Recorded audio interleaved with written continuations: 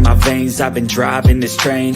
Years in this lane, there's no stopping this flame. Cause I came to the game and I changed it to play how I like, rearranged it to my own domain. Yeah, I got what it takes, made lots of mistakes, taking shots, skipping breaks, feeling lost, feeling great, popping off, singing straight, never stopped, never changed. All the squad here to play, and I've got something to say, yeah.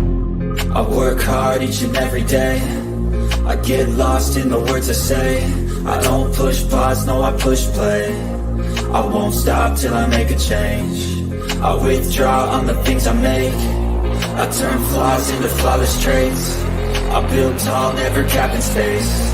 I won't stop till I hear him say, woo, welcome back. Welcome back. We are here with the early Mother's Day edition of the Never Mets on OWN Network. How are you doing today, JR? Hello? I'm well, thank you. All good. How are you? Happy Mother's Day to everyone out there and yourself. How are you doing today? All good? Oh, thank you so much. Yeah, all good, all good. I'm excited. I was just telling you right before we went live, my son was out walking and he just ran into Hill Harper. And I'm like, whoa, did you get a picture? Did you introduce yourself? What's going on? Oh my God. So those of you that aren't aware, Hill Harper, the actor, the author, the attorney from Harvard University, is running for to be in Congress here in the Metro Detroit, Michigan area. So he's running to be our congressman. So he's got my vote for sure, but I don't know about everybody else. But what's the weather like? What's the weather doing over there in the UK today, JR?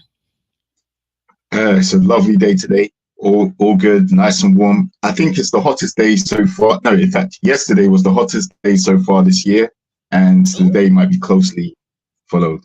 But tomorrow, typical UK fashion, is back to rain and cold again tomorrow. So yeah, we've been dealing with that in Michigan. Like we had a day that was in the 80s, and it would drop down to the 50s, and it was rainy and cold. But today is actually quite beautiful. It's in the mid 60s here, and the sun is out. I took a walk earlier this morning, and all is well. What's it doing where you guys are? Hey, Elsid, Colton, Reza. Thank you for the happy Mother's Day. I appreciate that. Pandy's hair candy and more. Good to see another content creator. And El Cid. El Cid is a content creator here to support. Yes, we need the support. Everyone make sure to click that like button. Like the video. You're going to be here for the duration of the conversation, or you're catching a portion of it. It helps us out greatly. Hey, baby doll. I'm not sure if you're a mother or not, or and here's my thing with mothering. So I said I was going to say these two things, a little serious, a little somber. So I feel like, I like to say Happy Mother's Day to my friends who maybe biologically didn't have children or adopt children, but are a female energy force in some young person's life. They nurture, they nourish, they guide, they give guidance to. So I want to say Happy Mother's Day to all the mothers out there like that. And I know there are quite a few, and sometimes they don't get their kudos. They could be school teachers, social workers, they could just be neighbors, and things like that. But I think that all women who are nurturing and give guidance, they deserve that credit. And I want to just say Happy Mother's Day to them. And also, I want to give a special hug, send a special virtual hug out. I was going through my Mother's Day list, my contacts, my close friends, my circle of women. And what I noticed today, unfortunately, was a few of my friends that are mothers that have unfortunately lost one of their children, right? And I want to give a special Mother's Day love and send out a special prayer to know that we're all with you, we're thinking of you, and God bless you and keep you, because that's got to be a very devastating thing to go through. But we know that we love you, right? I second that. Right. Thank you. I really do appreciate that. So, with that said, we're gonna move on. What happened, Jr? You did not link your channel today. What's up? Oh, is it there? Did I miss it? Mm, I The- don't think I did. yeah, that's what I Look was at trying to that. tell you in the private chat. So I'm just asking again. I think you got a minute or two. If you want to go Yeah, ahead, you can still do it. You know how to do it, right? Of course you yeah, do. Yeah, go yeah, ahead. yeah. I know. Link your channel. So let's keep them busy. What else are we talking about today? Nice warm day. I keep forgetting, El Cid, you're in Atlanta, Georgia. For some reason, I wanted to place you in Texas, but you're in Atlanta, Georgia area. Nice. That is beautiful. Mhm. Oh my goodness. Warm. What, like how warm? Like what's warm? Is it like 60 there, 70, 80?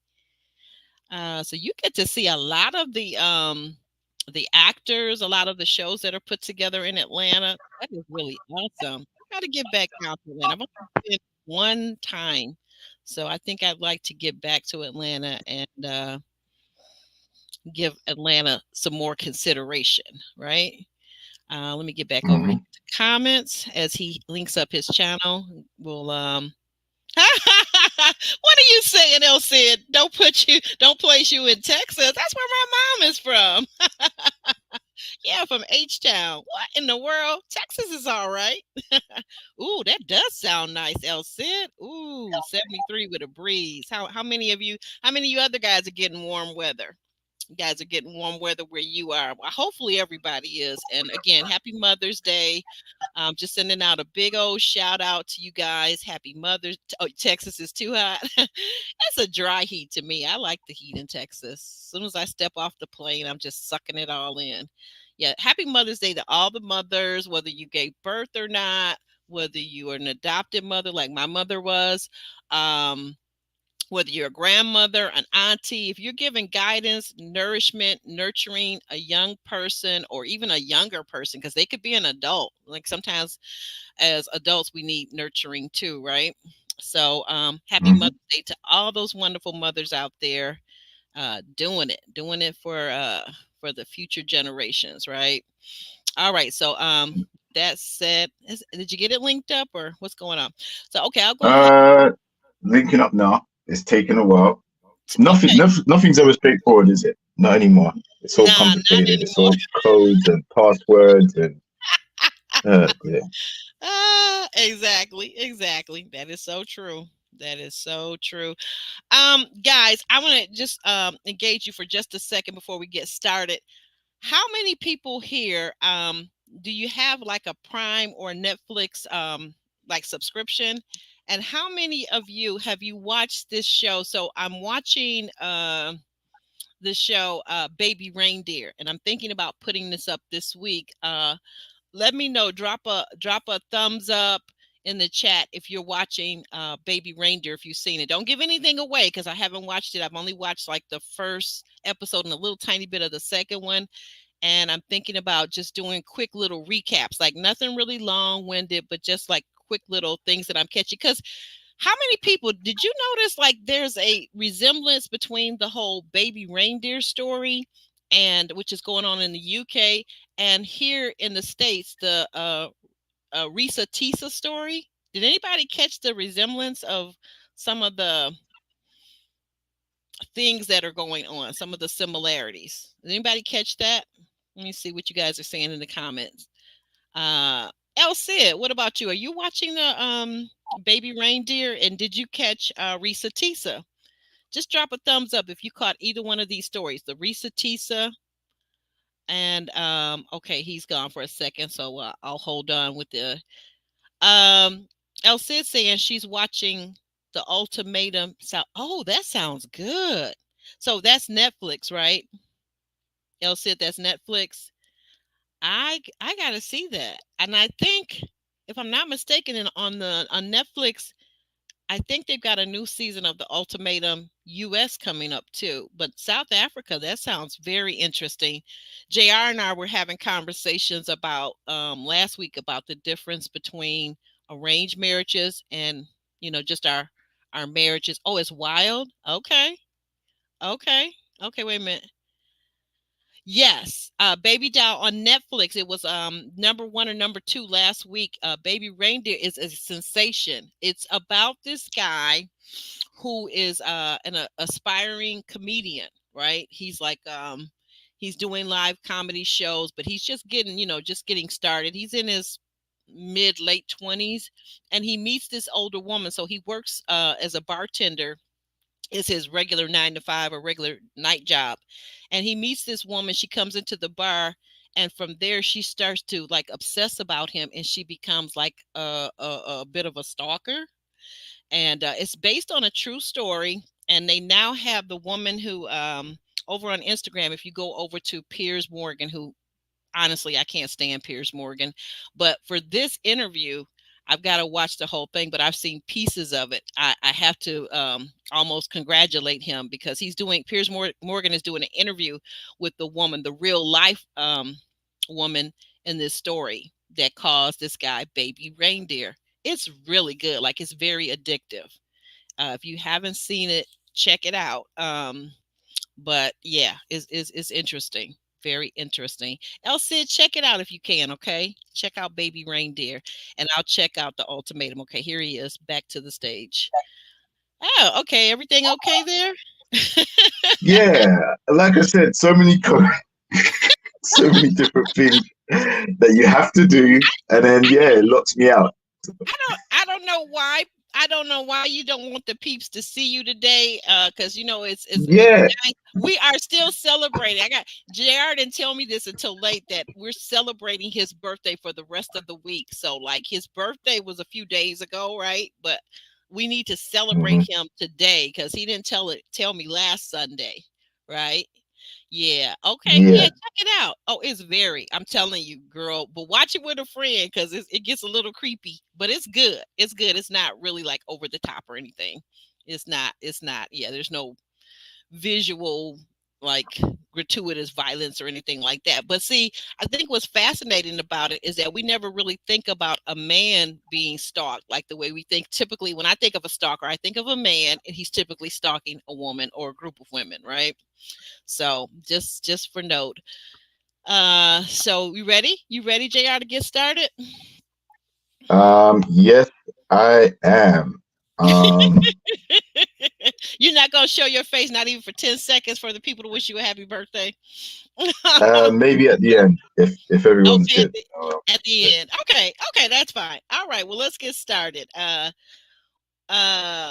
At the beginning, we open up with the Never Ever Mets, and this is episode 4, and it's called Disconnections, right? And we can see that there are clearly some disconnections. Let me take this off the screen, and but we'll get started. We start with Brandon. Brandon is pondering, why can't he and Sienna have a constructive conversation? Um, Mhm. what do you think? What do you think? What is the reason why Brandon and Sienna, who seem to have some physical chemistry, look really cute together? I liked them initially as a couple, but we've seen the last few weeks they have not been able to have a good solid conversation without her going off. Yeah, well, that's pretty much it, isn't it? Like, every time he goes to have a conversation with her, she goes off on him. She goes completely nuts. And it, it's a sign of her not respecting him. She's also frustrated by the way he answers, probably the things he says. They're not to her liking. And we've seen her weaponize things that she's learned about him over the time that they've been talking. We've seen her throw him under the bus in front of the group. We've seen her curse him out. We've seen her throw the flowers last week, the petrified flowers. He was petrified after those flowers landed in front of him. Right? Here we go with those petrified flowers again. Yeah. She threw the petrified flowers, left Brandon petrified and shaken up in front of the group. So, this is this has been building for a while. I think he's given her a lot of grace. He's never raised his voice, raised his temper. Even when he tries to get a word in edgeways, like, she's always trying to combat him. And, that kills the romance. How are you going to have romantic feelings for or continue to love on and all those things, when she's just completely bringing you animosity and she doesn't like you. And so, yeah, it was just a carryover from last week, and I was expecting them to be sent home, but they did have an intervention, and some crucial things were discussed in front of Taronda. Yes. What were yes. your thoughts? I agree with everything you said thus far. I mean, I think that Sienna has one thing to have her opinion. I think it's one thing, to disagree with her guy, right? The guy that she's dating. I don't have a problem with that. But what I don't like about what Sienna does is she does not allow him to speak. Like she'll ask him a question, and then before he can even get, his whole sentence out or whatever he's going to say, his full thought, she jumps in and she interrupts him, and she starts, like you said, demeaning him, putting him down if she doesn't like something. Like, what did you say to her? What did you say? What did you say? What did you say to her? Like, F you. I don't like, here's my thing personally. I don't like a person cursing me. Like, don't curse me, because to me that's like verbal violence, right? Don't curse me, don't F-bomb me, don't F me, or F this, or F your thoughts, or F what you're about to say. When you start cursing at me, it's like you've already committed violence, and I'm disengaging. I'm gonna disengage. That's just me, but I don't think this girl, and hey there. Oh, you did get it linked up. Oh, right. Okay. Say her name for me again, JR. Your friend is on your page. Say her name again, please. Ariadne. Ariadne. Ariadne. Ari. Yeah, Can I just say that's Ari? it. Okay, Ari. Hey, Ari. Thank you for joining us, and thank you for joining on his channel. I'm sure you've already clicked the like. You're very constant. We appreciate you here. Let's see what she's saying in this next one.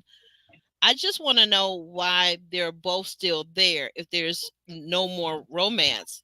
What's your take on that? That's a very good question. What's your take on that, JR? Well, like I said last week, I expected them to be sent home this week, but I think when they had that conversation with Taronda, that was an attempt, in my opinion, for the show to see if there's anything worth salvaging. And even during that sit down, he wanted to express the way he felt. And again, she jumped all over him verbally and told him he's full of crap and all of that stuff. And she yet again had to get told by Taronda, look at the energy you're bringing. This is why you are in the situation you are with him. Like, you're going to ruin everything because the way you speak to him is just not good enough. It's just not for the outcome that you're expecting to happen from the show. So I think with him firmly stating now that the romance is over as far as he's concerned, you can't do it by yourself. Like, you have to go home now, in my opinion. Like, there's no way. And I'm surprised that she said, yes, it's worth fighting for, it's worth salvaging. It's not. Unless she's getting comfortable with the disrespect that she's dishing out. Because she's not changing anything. She's still doing the same thing, even in the instance where they're in front of people. Yeah. Which is just as bad as doing it behind closed doors, really. You shouldn't be doing it at all. Right. I mean, things like throwing the petrified flowers at him, like that could have been, as you pointed out last week, that could have hurt him. Like, had there been a glass vase involved, the shards of glass could have, cut him up. Anything could have popped up in his face. I mean, like, I'm going to go on. One thing I'm going to say real quick too. The only thing I'm thinking about is that why Taronda and whoever else is in charge production is allowing them to stay is maybe only because Sienna did say that she thought there was something worth saving before they turned over and asked him, did you think there's something worth saving? And Brandon says, no, not at all, not at this time. So I'm thinking that maybe, like, if you ever watch Married at First Sight UK edition, the UK edition, if one person says yes, then that means they have to stay. They have to stay another week and give it a chance. If both say no, then they're gone, right? But if one person, him or Right. her, says yes, so maybe they're doing that type of situation. They're giving them an extra week to try to see if they can work things out. El Cid, I'm going to go Right. to El Cid's comment here on the screen. She says that Sienna is a New Yorker like myself.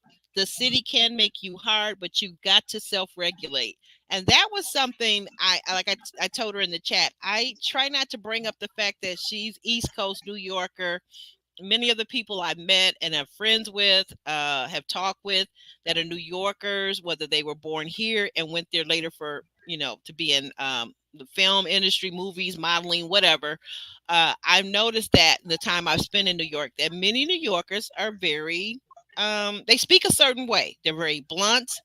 They don't have Midwest culture. They don't have Southern culture here in the States. They don't have any of that. And then oftentimes they take this personality, that harshness, wherever they go. And most of us around the country are a little bit shocked by how they speak. This is some, not all. I'm just saying this is some, Yeah. not all. But for her, I found her particular, the way she speaks, I found that to be, it definitely is a part of her. It's not the city of New York. Is the fact that she is just very harsh and she doesn't care what she says.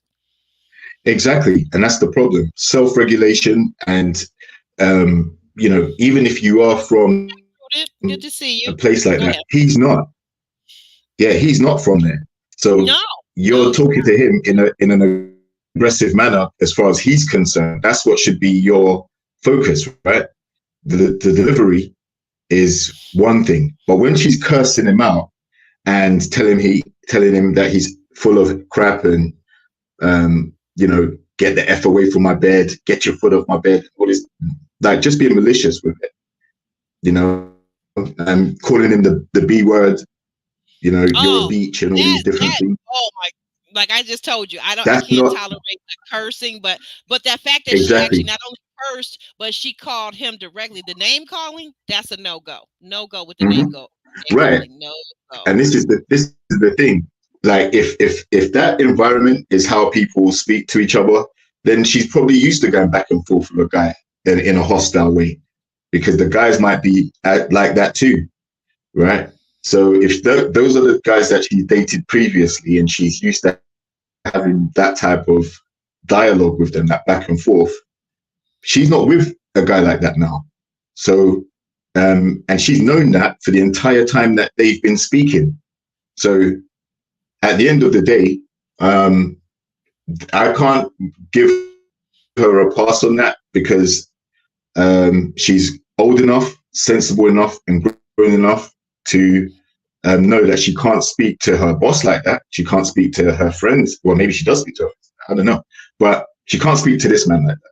The guy that she wants to be with ultimately and make something romantic happen, he's not going to be able to channel those romantic feelings if he's constantly being berated or put down or cussed out. It's not going to happen, because that will also be condoning her rough treatment of him. And then people will be saying, oh, well, why doesn't he get a backbone? Right? He got his backbone now. He said it in a way that wasn't disrespectful or condescending. He just politely said, look, as far as the relationship side of things, he doesn't see it. Like, it's the romantic side of things is done. And like, she might have been shocked by that, because she did clearly look like she wasn't expecting it. Yeah, I think she was shocked. I think she gets, not to cut you off, but I think Sienna, I told you guys this from the first time we saw her acting up. I feel like she operates a lot on pretty privilege. She's a very beautiful woman until she opens her mouth and she starts misbehaving, and then she becomes, in my eyes, very, very, very ugly. But yeah, I think she operates a lot on pretty privilege, because let's face it, there are a lot of men in this world that, because when they see a beautiful woman, the face, the shape, and all that, everything is a 10 star or 2 thumbs up. There are a lot of men that will overlook bad behavior just so they can get in her pants. Of course, but he is a man that has said it's not worth it, right? And the other guys have basically, when they sat down with him, they said the same thing. It's not worth it. They wouldn't tolerate it. It's not worth going through it like that. And he is not someone that wants to just get into her pants. I think he really wants a serious relationship. He has kids to think about, Yes. And possibly introducing her to family and stuff. the So, kid part, let's hold on, let's hone in on that just for a second. The kids part is something that, can you imagine that if the things that had happened in the house, let's say they were at home in his house and they were now a couple and the kids were there, she's throwing flowers at their father, she's cursing him out, she's calling him out of his name in front of the children, that would not be good. That would not be good. Not at all.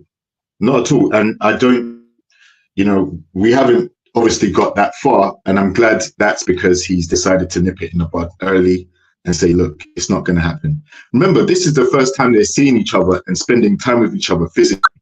So all of the time that they've spent building that romantic connection up until this physical meeting has been relatively good. I can imagine that both of them have been looking forward to spending time with each other. And then when you finally get there, then now you're berating him, cussing him out, throwing him under the bus and all the other stuff. Yo, like it's over. She killed it. She actually self-sabotaged her own relationship with her hostile aggression.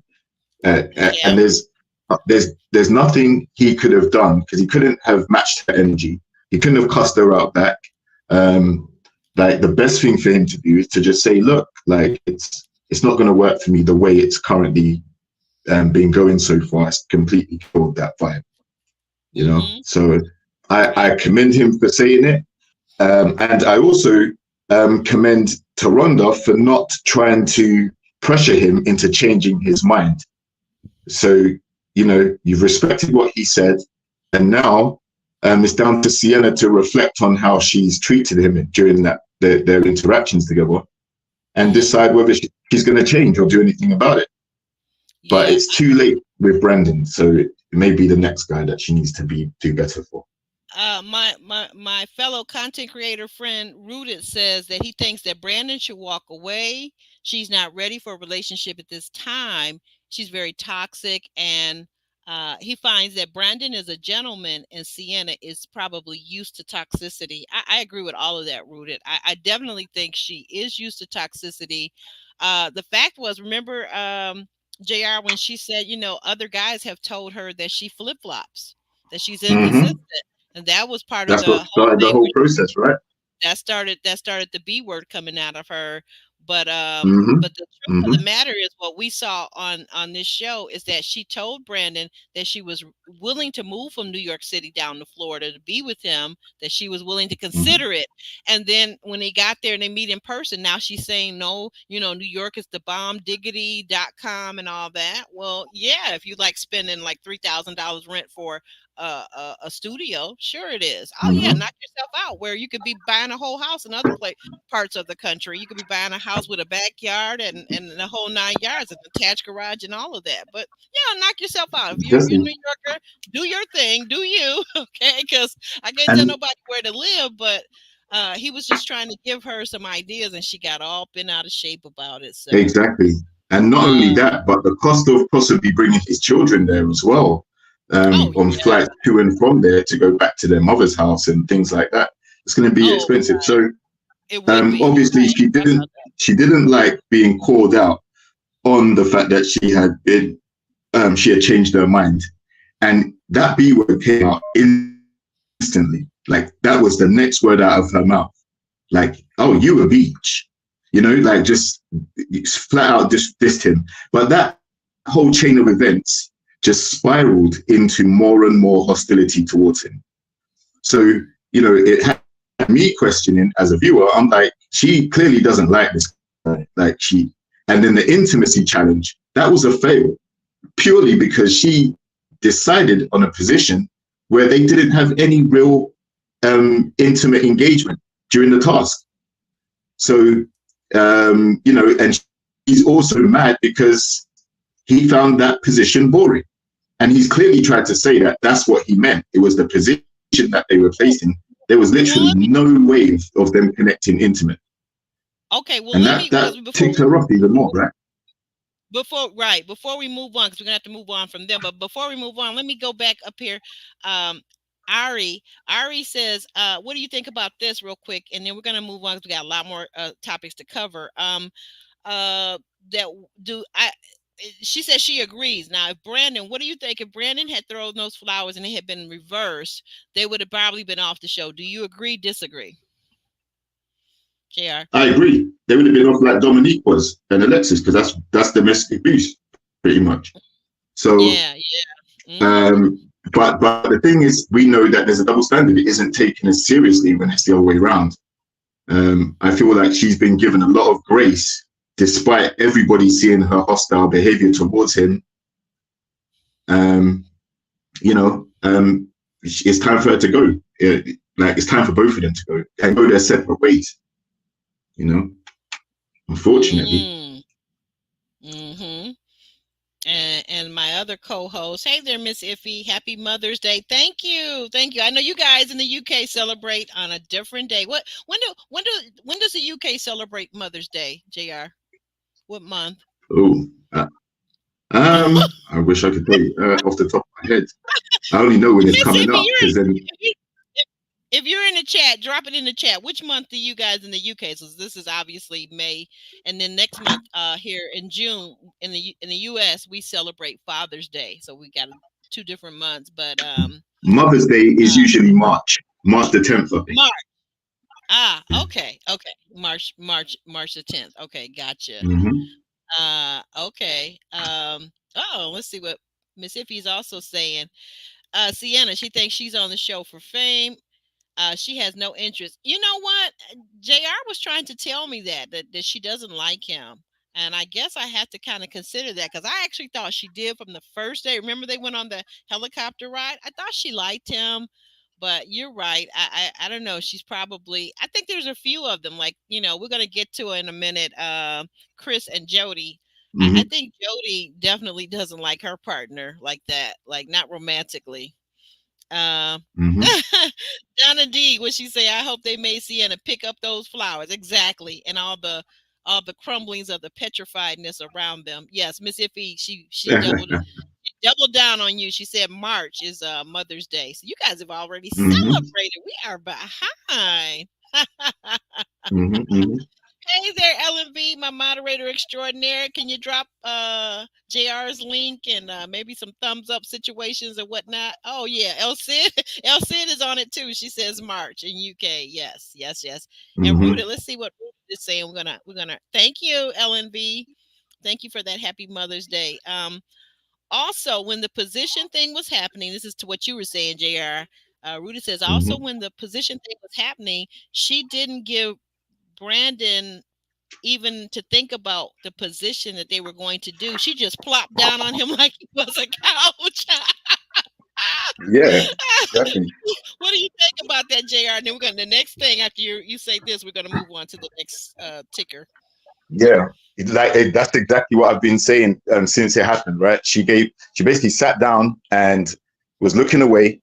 No eye contact, no embrace, nothing intimate, like no hand holding, nothing. It was just her back to him. She was sitting on top of him. And it was literally like she was on the couch and he was like, all I need is the remote, And she took offense to that. But unfortunately, he's just laying on his back at that point with, he's not, there's no real connection building happening. So I get what he meant by that, and she obviously took offense to it, but she chose the position. And that was based on how she's feeling about him, in my opinion. Right? Yeah. Like if someone gave you a challenge and said, okay, pick an intimate position, if you're feeling a person, you're going to go for something that involves eye contact, some form of PDA, like a public display of affection or something. Like, you're not just going to plop yourself down and show your back. All you can see is the back of your head, pretty much. That's not going to be intimate or romantic or anything. So I just think she's not attracted to him.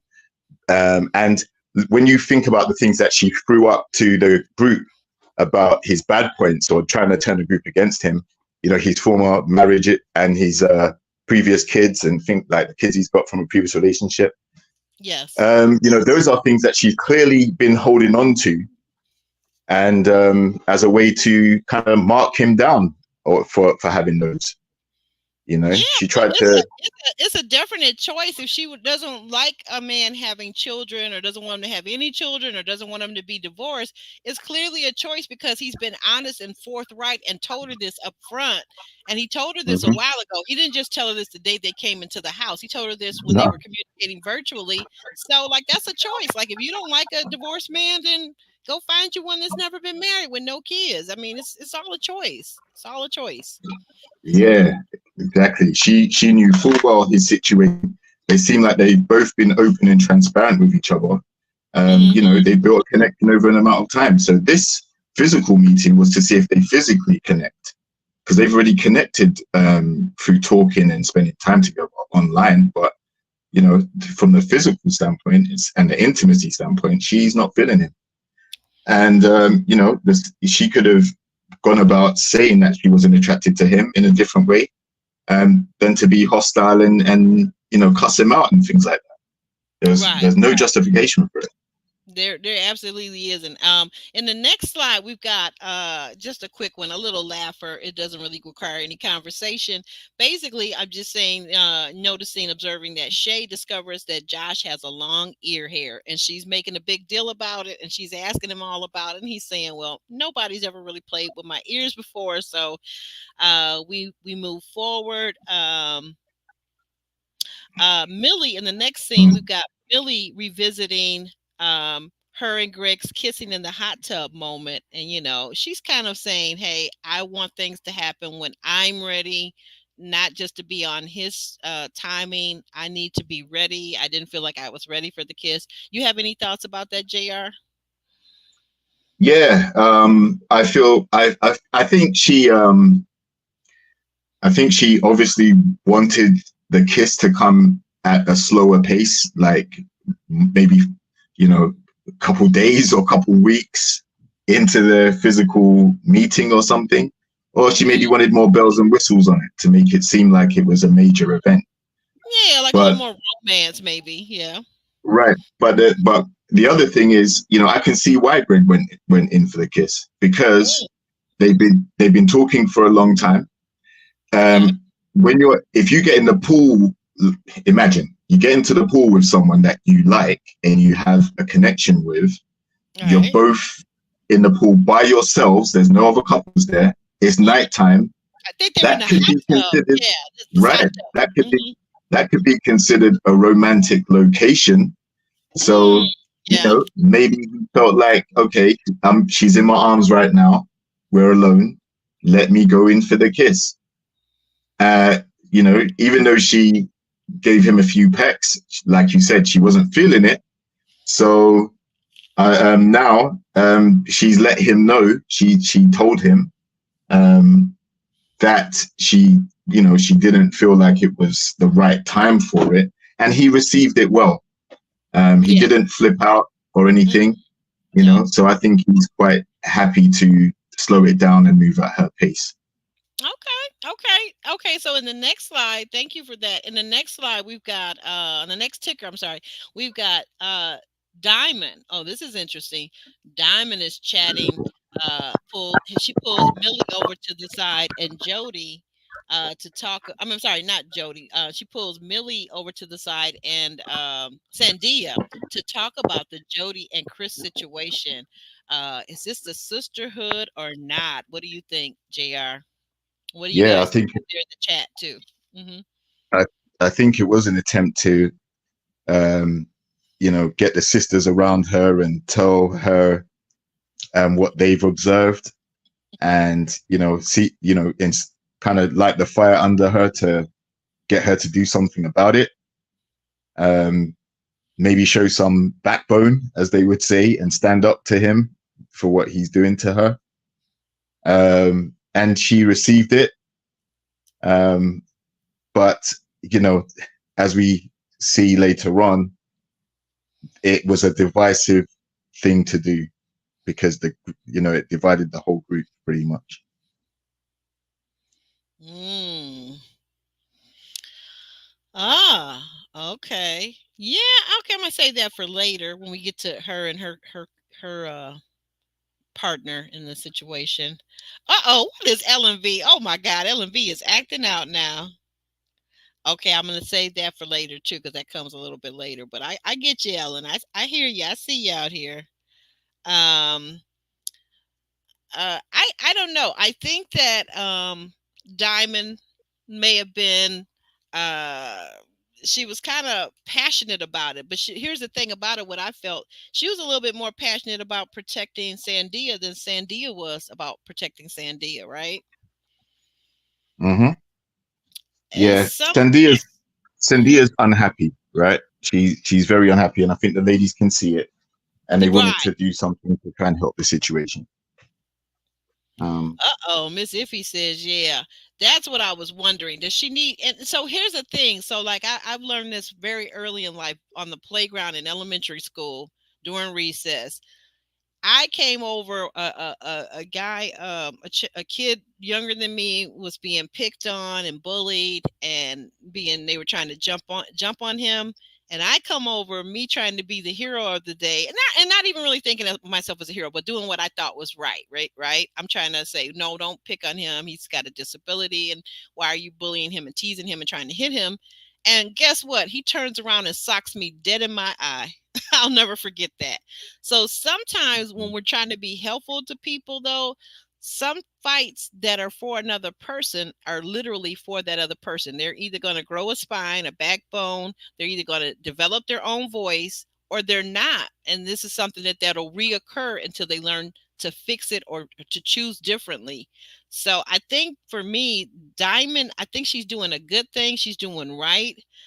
But I think, like, okay, here she's saying it. Baby Doll says it very well. I think Diamond's intentions are good. She seems to be a girl's girl and a protective person. Yeah, I think she is protective. But I think at the end of the day, until Sandia develops her voice, which she's trying to tell her guy what's really going on and how she feels disrespected, but he's not listening. So then what she's going to need to learn how to do is put actions with her words and walk away.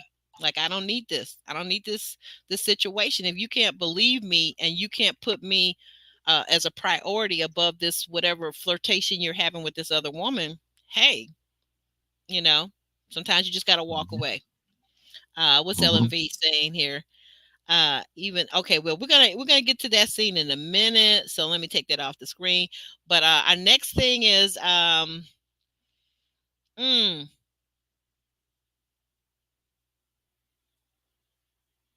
okay, so yeah, we're coming into it now. Okay, so yeah, Chris and Sandia begin to argue about how they're connecting, about how Chris is connecting with Jodie, right? Mm-hmm. You have any thoughts about how he's connecting with her and what Sandia is trying to tell him? She is trying to speak her mind, and have a voice. What do you think in this scene? Yeah, she's definitely letting him know how she feels, and uh, he's definitely not really interested or concerned. He thinks that she's just making a big deal out of nothing. Now, Yeah, he's his dismissive, almost like he's dismissive, yeah, right? yeah, very. His connection with Jodie, I think, is he kind of like um they both have Similar a a values, maybe. similar maybe a similar mindset and a similar Right. attitude about things. Mm. Okay, I like that. I'll go with that mindset. Yep. Mm-hmm. Yeah, like so when they were talking and it showed that clip where it was like he was saying, yeah, you know what, when I meet a girl, I want to smash on the first day and things like that. And Jodie was co-signing that. She was like, yeah, that's how she is as well, right? Mm-hmm. So and then previously when he said, yeah, look, we connect, we see each other and this, that, the other. They're saying that to each other. Meanwhile, their spouses are there watching this. This is happening right in front of their spouses, Well, both not Sandia spouses. and The person they're dating. So let's not go to spouses. yeah. But okay, okay. All right, sorry, they're partners. But yeah, so the person they're meant to be showing that attention to and having that connection with is actually standing there as a bystander, watching these two connect more than they are with their partners. So it's concerning, and Chris just doesn't seem to get it. and the reason why I don't think he gets it is because I don't think he's attracted to her, and not at all. I think the cultural similarity, both being from Haiti, is one thing that they have in common. But besides that, I think he's underwhelmed by the physical encounter, and I think he prefers to have somebody who at least thinks like him. And then also the fact that he spends a lot of time in the strip club and things like that. I think he may be looking for that type of lady, which is not what Sandia is. Oh, the twerker lady, the twerker Instagram model lady, maybe slash stripper. The strippers and the twerkers. Because I keep saying Sandia, in my opinion, she is very naturally beautiful. She's gorgeous. Her skin, her facial features, her bone structure. She's petite. I think she's absolutely gorgeous. And Jodie is, in my opinion, Jodie is average. She's average looking. And then she's got a big mouth, which for me as a woman, as a lady, is a turnoff. She's got this really huge, big mouth where she's always, she's kind of got, like, she gets in her masculine energy. And I don't see that as being appealing. I see that if we were watching Ready to Love, I think the guys would say she's giving homey energy. She's bringing that homey energy. Like when she agrees with Chris and says, well, yeah, I'm with you. Like, let's smash in the first month. I ain't finna waste my time. Let's smash. Let's get it out the way. Like, it's giving, this is probably the reason why you're single. And same thing for Chris. Like, if smashing is hot, if getting to the hot and heavy time is the only thing on your mind, you're not really mature enough or ready for a relationship. And you should be honest with the people you're dating. And because there's plenty of people out there that just want to smash, just want to have a good time and hot and heavy. That's, that's your choice. But let people know that up front, because Sandia, clearly, she's told us that she's a Christian. She's looking for a man with Christian values. And that doesn't seem to be Chris. That doesn't seem to be Chris at all. No, it doesn't. And let's break it down even further. Jodie is a sex therapist or something like that. Oh, yeah. Right? Or intimacy coach. Yeah, sexologist and something like that. And then he said to Chris in front of everybody in this clip that, smashing on the first night is cool. But then she's also said about her own partner, Aaron, that, she wants to take it slow and see if they can build their connection and things like that. So I don't know which, we mentioned flip-flopping before, but that sounds like some flip-flopping to me as well. It sounds like she don't even know what she wants. Yeah, it's kind of, it's a messy situation. All I know is she don't want her man. That's all I know. She don't want her man, but no matter what he does, like her connection with Aaron is not convincing anyone. The people in the house, the viewers like us, and the only person that seems to be convinced by it is Aaron. Yes. This right here, what Baby Doll is saying in the comment in the chat. Yes, you said it. I'm trying not to use that word this season. I'm trying to pick my words and add more depth to the whole thing. But yes, I totally agree with you. Chris, I don't like him. He's emotionally unavailable and he gaslights. Exactly. All of that. And Miss Iffy, to your point, JR, Miss Iffy is in agreement. You UK people all siding with one another. She says that Chris doesn't like Sandia and has no respect for her. I will agree with you on that. He definitely doesn't have any respect for her. Absolutely. No. So again, this is a couple. I think this connection is over. Don't see anything romantic with them. But he did, after their sit down at the end, he did try and give her some positive feedback. But at this point, it seems like he's going to do a lot more to prove that rather than just say it. And I don't think he can. I don't think he's interested in her or attracted to her to the level where she may be for him. That part, Miss Iffy. Jodie is definitely a pygmisha. Definitely a pygmisha. Like, that's all I'm seeing. Like, Miss Pygmisha lady. Hey, sissy, what's going on? Welcome in. Welcome in. Yes, passing through. Happy Mother's Day to you too. If you are a mother or a mother-like figure to some young person, happy Mother's Day to you too. And thank you for saying that. We appreciate that. Thank you for dropping in the chat and liking the video. Let's see what Rooted is saying. Chris and Jodie just need to. Chris, Chris and Jodie, they're not even a couple. Oh, you putting them together? They just need to smash. But there is something there. They're on the same page. Yes, I agree. But I here's my thought. And Rue, did you tell me if you think differently or you feel the same or whatever? I think the two of them would get together and smash, and maybe a couple, 2-3 times, and that's all there would ever be. I think they would get together, and it would just be like, it would be hot and heavy time, and it would be over with.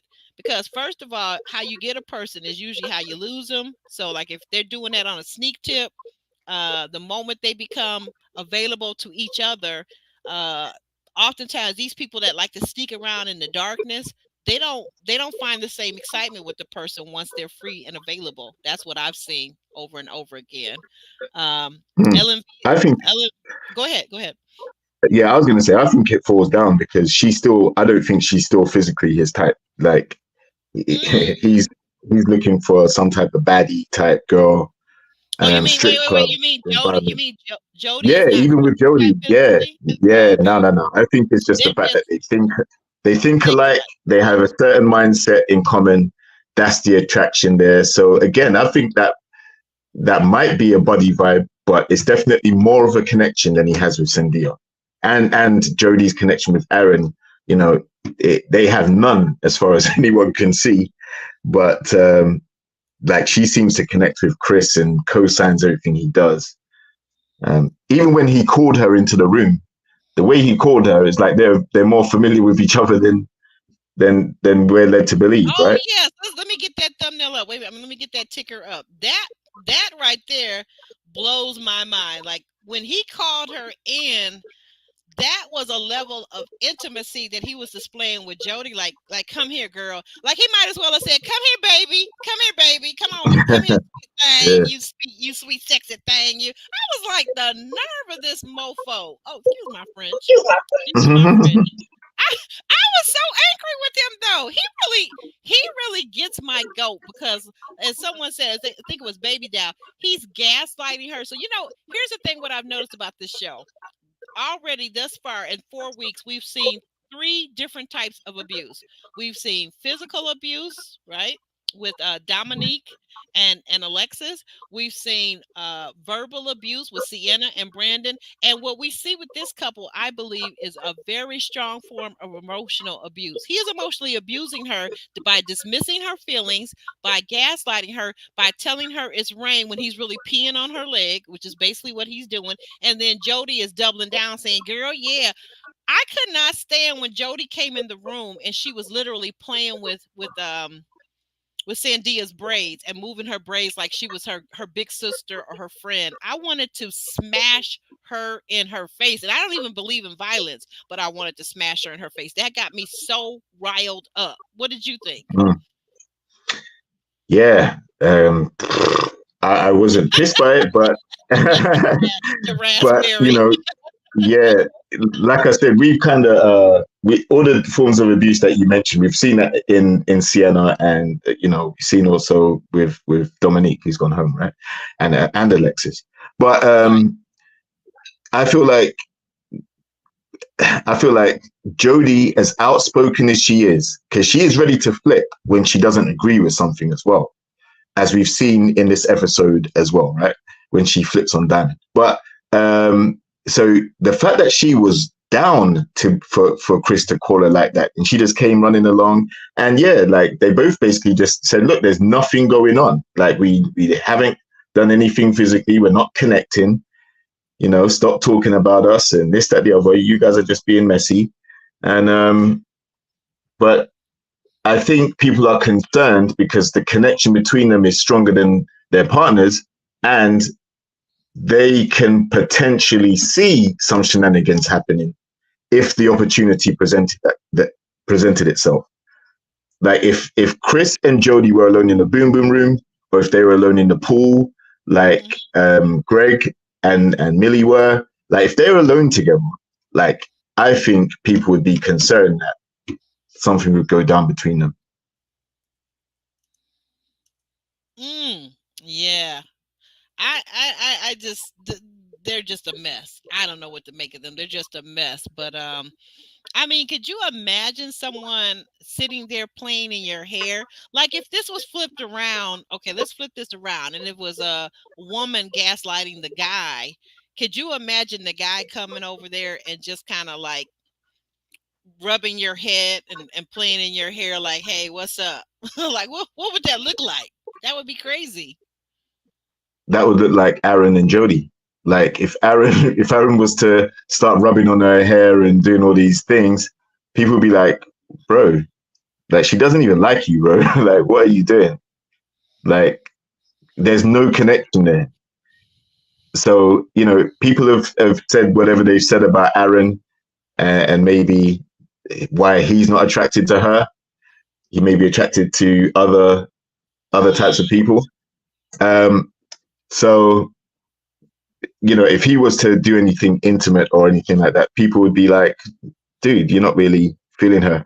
But I think she would still accept it because we haven't seen her shut him down and we haven't seen him make that many advances. All we've seen is on their first date when he couldn't open the bottle and all these other different things, he went down in her estimation. But she still carried on, you know, the date with him and this, that, the other. So I think the dislike between Chris and Sandia is far more than between Jodie and Aaron. It hasn't reached the point where she's hostile to him or dissing him like that. But Chris is definitely he's definitely taking shots at Sandia, knowing that she likes him more than he likes her as well, which is what makes it more painful to watch. Hey, Kiki, welcome in, and happy Mother's Day. If you are a mother, an auntie, a big sister, if you're nurturing and loving on some young person, happy Mother's Day to you too. Okay, and thank you for that. Hey, thank you for coming in. Question: have you ever clicked more with the partner of a friend, but it's just platonic? That's how I see Chris and Jodie. Oh, okay. JR, you go first, and then I'm gonna try to think on that if I've ever had that feeling. But JR, have you ever so okay, let's say you guys are out on double dates, or let's just say you know you have a group of friends, an inner circle, and you know all of you guys are in a relationship at the time. Have you ever found that you just click more with your buddy's girl? Has that ever happened to you? And if so, how did you deal with it? No, it's never happened to me. In like when my friends are in relationships, I don't see their partners like that. You know, they don't invite their partners everywhere with them. Usually, okay. I would see them either at the gym or, you know, if we're happen to be in the same place at the same time. But when we get into relationships, we're usually spending time with the person we're with. So I haven't had that experience at all. I've never connected with a friend's partner more than I have with my own. Okay, well, let me say it this way. Let me say it a little differently. Okay, so you know, you gave it, and that's great. Okay, but let me say it this way. Let's say you're in a relationship, your friends, some of your friends, they're in relationships too, and you're gathering for a party. I get what you're saying, that if you're dating and you're serious about someone, you're probably trying to spend more time one-on-one with that person, right? If you're being, at least if you're being intentional, I would think so. But you know, people get together for whatever reason. Maybe it's a friend of yours' birthday, and everybody has come together as couples because they're coupled up, right? Have you ever felt like or seen like there's a woman that is physically, you're just like physically admiring her and you're attracted to her? She's not your girl, she's your friend's girl. Has that ever happened? Nope. JR says, Aubrey, you are not tripping me up today. Not no way, no how. Nah, I've never lost it over a friend's girl. Never thought, wow, she's fine, I need to be with. Nah, none of that. No way. Off Yeah, limit. yeah, and that's what I was about to say. Like I had to think about that. I know there was a time back in my mid 20s when a friend of mine, we used to work together, we used to model together, and she was also a flight attendant at the time. It was before I became a flight attendant with the same airline, but she was traveling with another mutual friend of ours that's a model slash flight attendant at the time. And she meets this very handsome guy who's an attorney, and he wants to date her. And she's like already in a relationship. And she says no. She introduces him to our mutual friend. Our mutual friend meets this guy on a blind date, and within 3 or 4 months, they're married to each other. Right? They go to Cancun. They have this fabulous wedding, like a destination wedding, which was actually just them taking a trip with his brother and his brother's wife, but they end up married. And long story short, like when I first saw him, oh my God, he's definitely my type. Her husband, definitely my type. Very, very handsome. But you know what? Like, I don't know. I'm glad I had this thing inside of me. Like, you become like a brother to me. Like, if you're my girl's husband or boyfriend, you become like a brother to me. And I can't even look at him in that way. Does that make sense? Yeah. So, like, Yeah. I would never look at him and just be like, "Oh, let me get up in his face and talk to him. He is so fine." I mean, and he really was. He was like everything, like the epitome of what most women are looking for, like the 6'6", over 6 feet tall, 6-figure income. Later moved her to Atlanta. They bought this house built from the ground up off a golf course. And when she gave him their first child, he gave her a brand new Mercedes as a Mother's Day gift, okay, if you will. So, yeah, he was everything that most women say they're looking for in a guy, but I can't look at him in that way. So I've never had that issue where I'm dating somebody, or my girlfriend's dating somebody or married to somebody, and I'm over there comparing. Like, no, that to me, that tells me that there's something going on where you don't have boundaries. So no, I never had that happen. Um, Elsie, to your question, I get you. Even if it's just platonic, I find that like the Bible says, if you like don't even allow the appearance of impropriety to happen, that way you stay on the good side of right. You know what I'm saying? So like if you're all up in somebody's face, even if you think it's platonic, like, oh yeah, we're both lawyers, so I'm gonna get up in his face. No, that's not the thing to do. Stay away from that fine man's face, because next thing you know, you're gonna be trying to sneak into the hot tub with him, and that ain't gonna end well. As my Exactly. girlfriend. That's what I see with Jodie and Chris. That's exactly what I mean. The thing that they connected over in this episode was, the ability to basically smash on the first occasion, or the first opportunity. That's not something good that you want to hear two people who are on the show not connecting with their partners. That's not what you want to hear from them. Right? So that's like the You see worst what they're thing. saying in the chat about you? They saying a good-looking guy like you, your friends are probably hiding their girlfriends from you. No, they're just investing quality time. They're just investing quality time. That's all. Yeah. Mhm. Yeah, but Elsie, that's where things start off. They start off platonic, and then they move into other things. So, like I said again, I don't know. Everybody is different. Do what you do what works for you. But again, I find that by having boundaries and not being all up in somebody else's man's face, if I know he's got a woman, especially if she's a friend of mine or an associate or a coworker, a cousin, a relative, like, no, I don't want to be all up in his face. No, I'm not doing that. And I'll tell you one thing. Here's another thing though, too. What about when that person's man is trying to hit on you and you're trying to be, you gotta shut that down. You gotta shut it down. Mm-hmm. Thank you, Kiki. So moving forward, because we got a lot to cover, and I got a Mother's Day dinner to attend.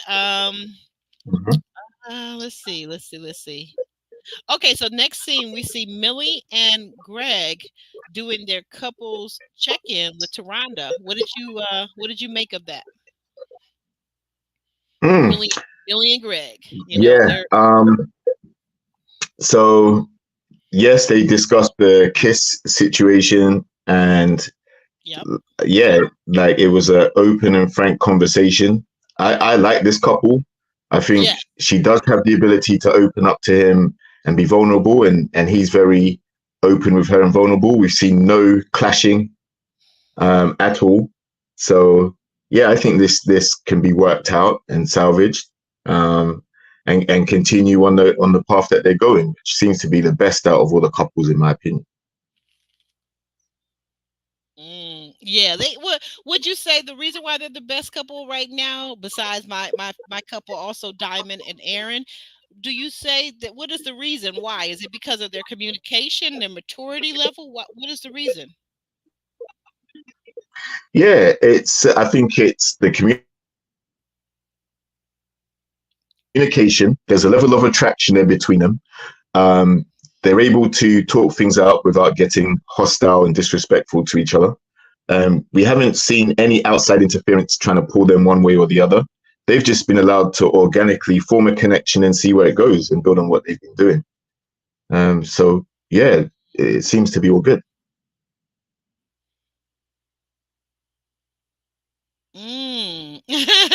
Oh, okay. Not looking to date. Okay. I took it way too far, huh? Mm. Ellen V, she's a good one. She said she don't even care if we're not friends anymore. It's a no. It's a no, dog. Okay. So let's see. Moving forward, they had a good conversation with Taronda. What about when we get back into the house? All the men are discussing the Chris and Jodie situation in the looks like in the men one of their bedrooms or their dormitory style situation.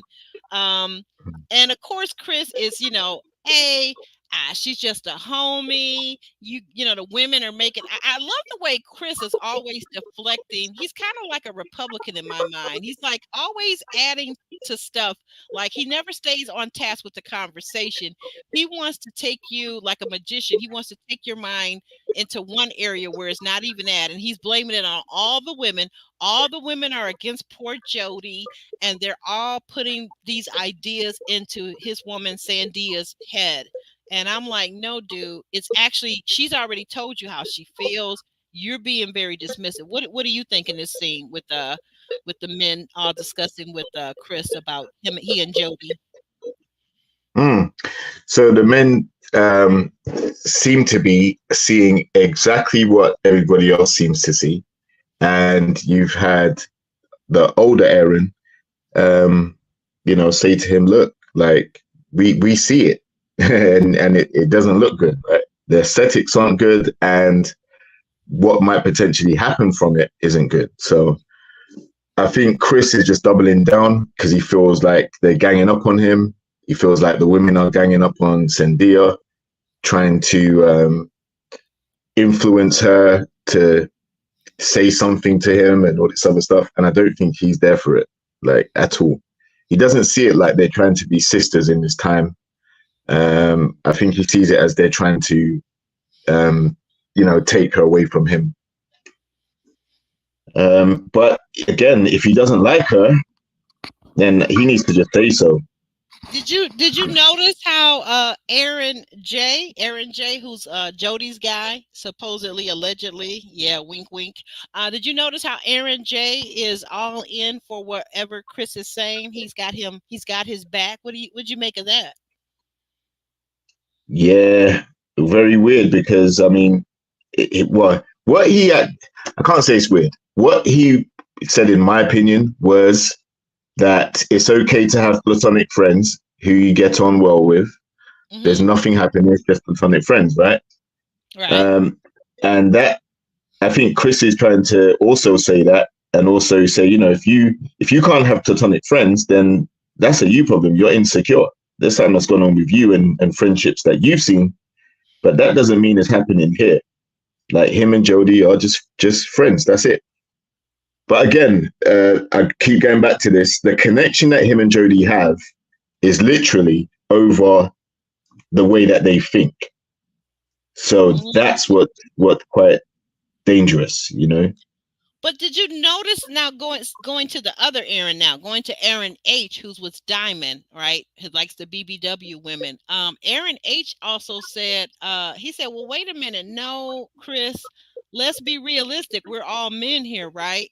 And how many times in my youth have I done that where I've told a woman, yeah, we friends, I'm cool, I'm your homie, call me anytime, homie. He said, when actually in the back of my mind, I was thinking about smashing her. She looked good to me and I wanted to smash. I thought that to me was the most honest thing that any of the men told Chris. He told him what the real deal was, because we all know as women, at least we as women, I'm looking at it like he just want to smash. He's being very disrespectful. He likes to play games. He likes to be emotionally abusive over here with Sandia. And then on the other side, he's flirting with what is her name? Jodie. He's flirting with her. But he don't really, like to your point, he don't really find her to be his type either, because she ain't no bad baddie. She just good enough to smash, and that's really all that it is. Exactly. So that's what I mean. I don't think there's necessarily a physical connection. I just think he has more of a connection with her than he does with Cynthia.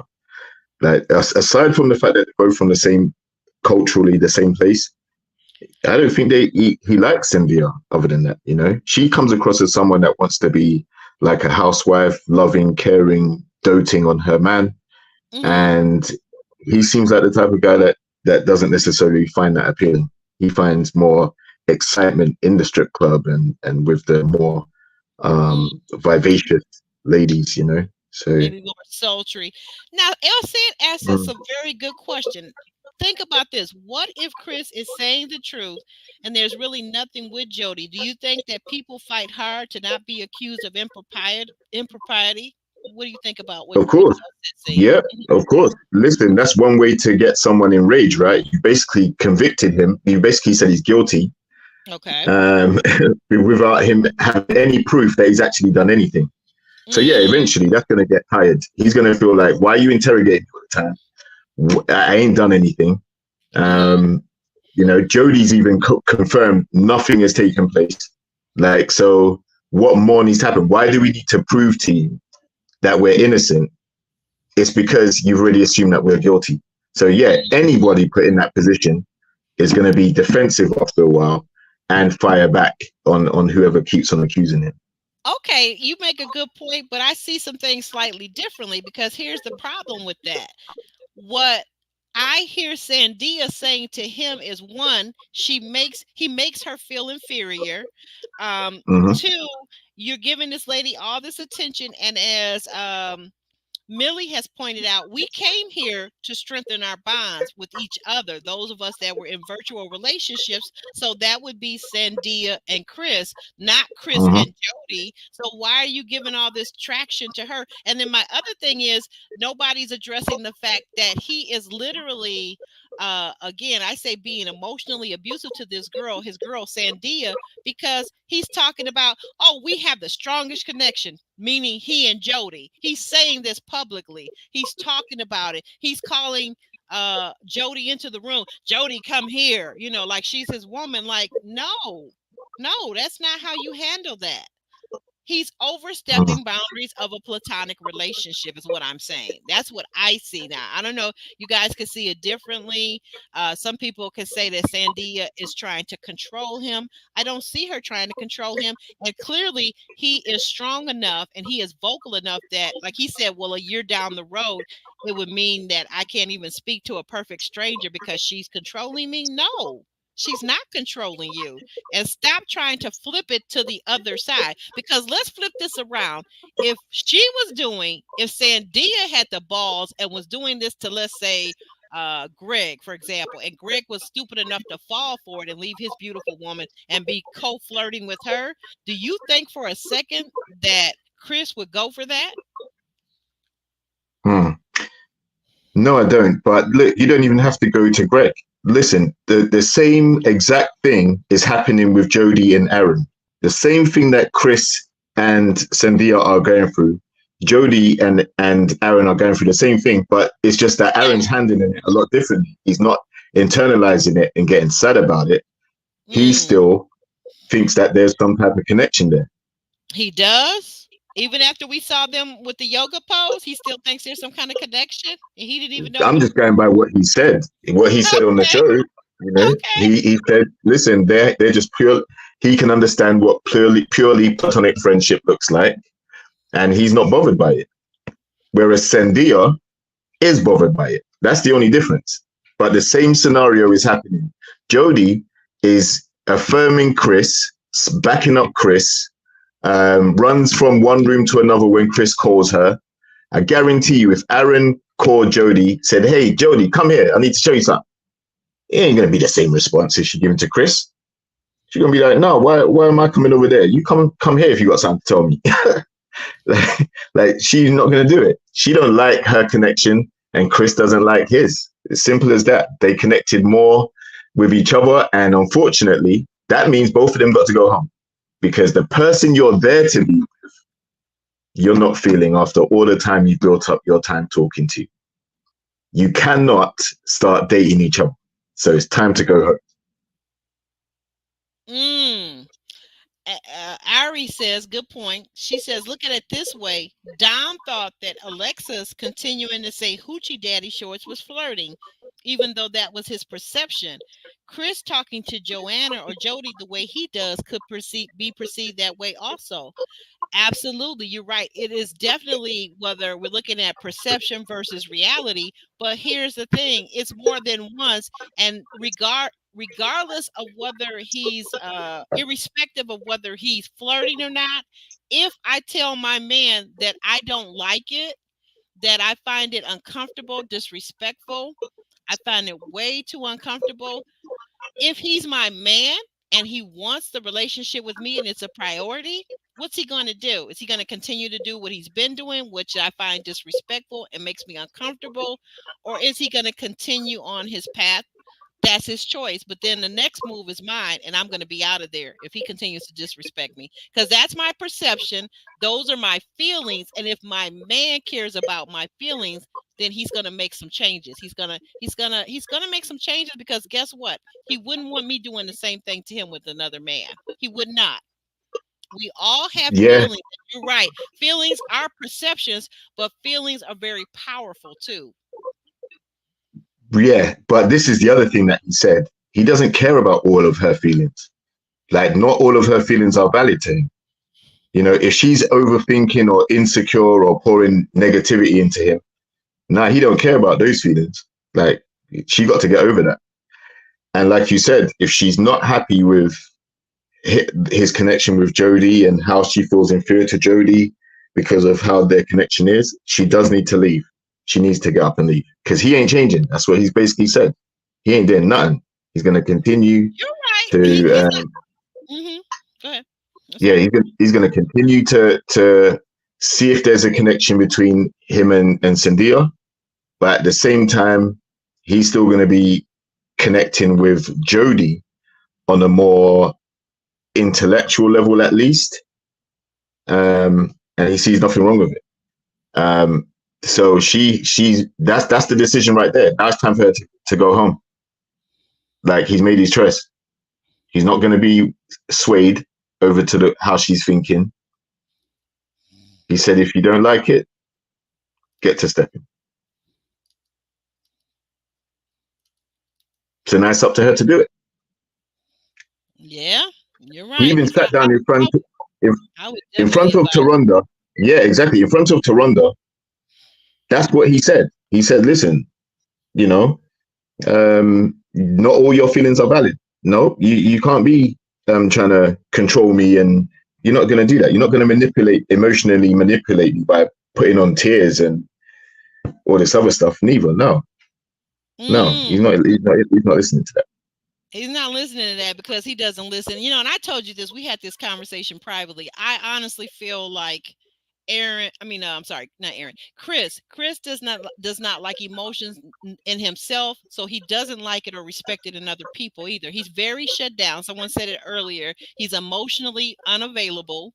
I see that. I believe that. I agree with that. So he doesn't like emotions at all. He says he's been hurt. He doesn't trust women. And why Valentine was skipping over to this, what said in the chat. Why Valentine says that Aaron J doesn't even like Jodie. That's the difference. And that's the reason why he has no need to react. Aaron J. Yeah, you're right. He doesn't like her. He doesn't even know how the parts even fit together with her. So no, he ain't interested in her. Mm-mm. Could be, and that's why both of them need to They go are home not too. Then, right? fooling me. They are not fooling me. I'm gonna say this over JR. Those two aren't fooling me. They just there for the check. They just there to be on TV. And go over to their Instagram page. You'll find out that Aaron J is a musician and he's SAG-AFTRA related, so he wants to be an actor. The two are they aren't fooling me. They are not fooling me. We said it from day one that you know what we said. Hmm. Ellen V agrees that Aaron J he don't care at all about Jodie because he got his own Jodie at home. Jodie, Jodie, Jodie. Jodie's a good Hmm. name too because Jodie is a good name because you know what Jodie is. What do they call those names when they go for men or women? It's Mm-mm. flexible. It's like Terry. Terry could be male or female. It's Hmm. ambiguous. Okay. Well, listen. The other thing that you have to realize as well is Chris. I think he did say that he's used to being in a strip club and all these other things. So, this is someone that's used to not really connecting with like too deeply with the women that he associates with. Like he's literally just there, sees what they got going on, and I'll see you next week and give you a couple more dollars. That's as far as it goes, right? Yeah, he's But been desensitized between the strip club industry exactly, and the porn industry. I feel like a and the lot real, of men have been desensitized to what real relationships are and what real women's bodies look like up close, right? I think a right, lot of men have been, and women, to be fair. of course, they're the women in the clubs. It's women in the clubs that they're going to see, and women on OnlyFans that they're looking at, and all these other things. They ain't just men; it's the women doing it too. They're desensitized as well. But again, that creates the mindset for the type of relationship that they're looking for. And that's why Sandia and Chris, in my opinion, are compatible. She's not like the type of women that he's used to being around. And that might have been the allure at first when they were talking online. But I think after seeing each other physically, I don't think he's enamored by her like that. Okay, because you're talking about because Sandia is not that Instagrammy model type. She's not the bad baddie with the face full of makeup and all Nah, glammed up and whatnot. And she with don't have none of that, and she the also doesn't have the BBL, mindset. the Yeah, she mind. don't even have the attitude that goes along with that mindset and lifestyle. She don't have it. So yeah, it's time to go. One question that came up from this conversation, and I'm going to ask you this, but I'm going to give the people in the chat a chance to chime in too before we move on quickly. Should women, do you agree with what Jodie was saying, that more women should date like men? They should get in there and hit it and quit it. What do you think? Is her approach Um, right? That very direct, very get to the physical portion of the dating early on. What do you think? there are women that do that. There are women that do that now and have done that from the beginning of time, right? It's not a monolith where all women are holier than thou or wait 90 days. There's some girls that will do it straight away. But listen, I think it's different strokes for different folks. Okay. And he needs to match up with someone who does think like that. And unfortunately, that can't be Jodie because, like I said, it will cause too much chaos. They can't get together. Like they both have to just leave because that will that not in the house anyway. If they left the show and their respective partners, then they hooked up afterwards, then no one can really argue with that because it's sort of like a natural coming together. Like they're attracted to each other and they're going to build it. But I don't think he likes Jodie like that. I think it's purely the fact that they get on well and they see things the same way. And that's much more than he has with Sandia at the moment. That's all. Okay. But I think he should go home. I think both couples' time is up. We've seen enough of them. Like, do you see? Like, I've got a question for you. Do you see Chris suddenly changing and being into Sandia, or do you see Jodie all of a sudden being into Aaron? Do you see any of those couples changing from what we've seen so far? in terms of attraction levels. With Jodie and her Aaron, and with Chris and Sandia? Do I Both couples. Yeah, both couples. Can you see no. it change? No, Exactly. no, not toward each other. No, because I think Right. you're right. I think Aaron J clearly isn't into Jodie. Jodie clearly isn't into Aaron J. Sandia is attracted to, I believe, to Chris, but Chris, like you pointed out, it took me a while. I have to say, you had to kind of win me over, and the episodes had to show me something a little bit more. But yeah, I finally am convinced, and it's unfortunate because Chris talks a good game. Chris talks about in his meeting in the couples checkup. Remember now, Chris says she's all the things that he wants. She's so sweet. She's so kind. You know, she's Exactly. giving him wifey vibes, but he ain't ready for a wife. He's not mature enough. He's not focused enough. He's not intentional enough. And for him not to consider his girlfriend that's giving him all these wifey vibes feeling, for him not to consider her feelings over someone else's and over his own, he's not even selfless enough. Let's look at this. He's too selfish to be tied up with a wifey.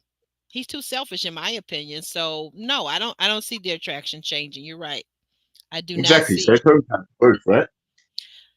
Babs says here in the comments, hey Babs, welcome in. Not sure if you're a mother or a mother-like figure in someone's life. If you are, happy Mother's Day. Babs says a man that would not take his girl's feelings into consideration in regards to prioritizing her over another woman is showing that he is trash. Babs, bravo. I'm 100% with you. I'm 100% with you. I agree. I think that goes both ways. I think that goes both ways, to be honest. Ooh. What do you mean? Well, like I said, you got the exact same situation going on with Jodie and Aaron. And, you know, like she's not taking into consideration anybody's feelings about how she's connecting with Chris. So, you know, obviously the same thing that can be said about Chris in terms of the lack of attraction or not connecting with his own partner, the same thing can be said for Jodie. She's not necessarily prioritizing Aaron over Chris at any stage. His thoughts, his feelings, his anything. Chris is prioritized. Anytime, like I said, Chris was sitting down at the table. The way he called her, it was like they've known each other for years or they've done something before, right? Just like, Jodie, come in here, come and tell these people. You know? So that felt like it was very comfortable for him to do, even though that's another man's girl. Ari, how did I not know you were a content creator? Ari says, she says on her live yesterday the exact thing, but added that Chris won't change unless he wants to. I didn't know Ari was a content creator. How come we don't get her over here? We need to get Ari over here up on the stage. Baby Doll's agreeing with me about when I was saying, and what's the name for that? I forget. There's actually a name for when you have a name that's can be male or female, right? Ambiguous, but there's another name I think for it. She says, yes, my name is Terry and my dad's name is Terry with the Y and mine's is Terry with the I. Exactly. Jodie is one of those names too. Jodie with an I or Jodie with a Y. Right? So let's see. Our next thing is here.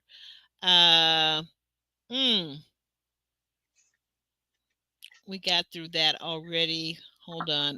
The couples in the let's do this one real quick. Because what do we get from this? And we kind of talked about it a little bit, but what about Jodie and Aaron J and their couples check-in? What did you make of that, JR? And tell us in the chat. If you're in the chat or replay, drop it in the comment section. And thanks for you guys that are watching on Facebook. Unfortunately, it's not showing your comments over here on StreamYard yet.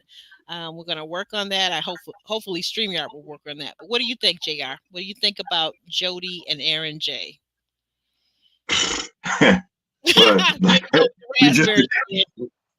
just been talking about it. Like, it's the same thing. It's like the mirror that, like, you know, the only difference is Aaron does not take it as seriously what's like the connection between Jodie and Chris.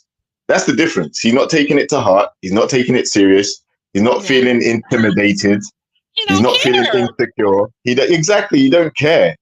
Doesn't care. He's trying to focus on what's going on between the both of them, which is nothing. But that's what he's focused on, trying to build. Right. He's not challenging Chris. He's never said anything about, why are you talking to my girl so much, or I'm concerned that you and my girl seem to be connecting more than we are. He hasn't said anything as far as we've seen. Ooh. So he don't care. Finally, LNV gave me my answer because it was driving me nuts. I was about to start pulling my hair out. LNV, yes, a unisex name. Thank you. That's what it is, a unisex name. No, he doesn't care, so we're gonna move on. We don't care either. We're gonna move on to the next clip. Okay, so in the next scene, we've got Millie's big sister Sophia arrives and is introduced to Greg, and swiftly kicks Millie out the room so she can talk to Greg and get into it while she gets into it. What did you make of their conversation, their connection, their rapport? What did you make of this scene? A very good scene from Yeah. what seems to be the best couple. The sister, I felt like it was a good move. She wanted to just get to know Greg personally, if to see if he was a good match for her sister. And I think Greg also asked some very important questions to the sister as well. So it was a cordial conversation. And there's no real problem there at all that I saw, that or any spanners in the works that potentially came up. But it also helped when Greg and Millie sat down afterwards, and she broke down about, she talked about her traumas and the previous stuff she's experienced. So I think that was very huge that was a huge segue, or at least an icebreaker to get to what was bothering Millie at the time. Okay. All right then. And then for the next scene, thank you for that. The next scene, I noticed that Sienna began to have a meltdown as she was talking to her sister one-on-one about the fact that she does say the R word, that she was raped. If you understand Millie what I'm you're saying. about, right? I'm sorry? Millie. It was Millie, right? Not Sienna. I got it wrong in the okay, hold on, let me back up off of that one. Oh wait a minute, how do I do this? I'm lost. But yes, Millie, you're right. I'll make the changes, but go ahead and talk about Millie having her meltdown and what your thoughts were, how that might affect her future with Greg, even though that's your favorite couple. Well, she was open and honest about having, she was open and honest about what happened to her, but without harping on it to the point where it would impact the way he views her or he feels about her, right, in a negative way.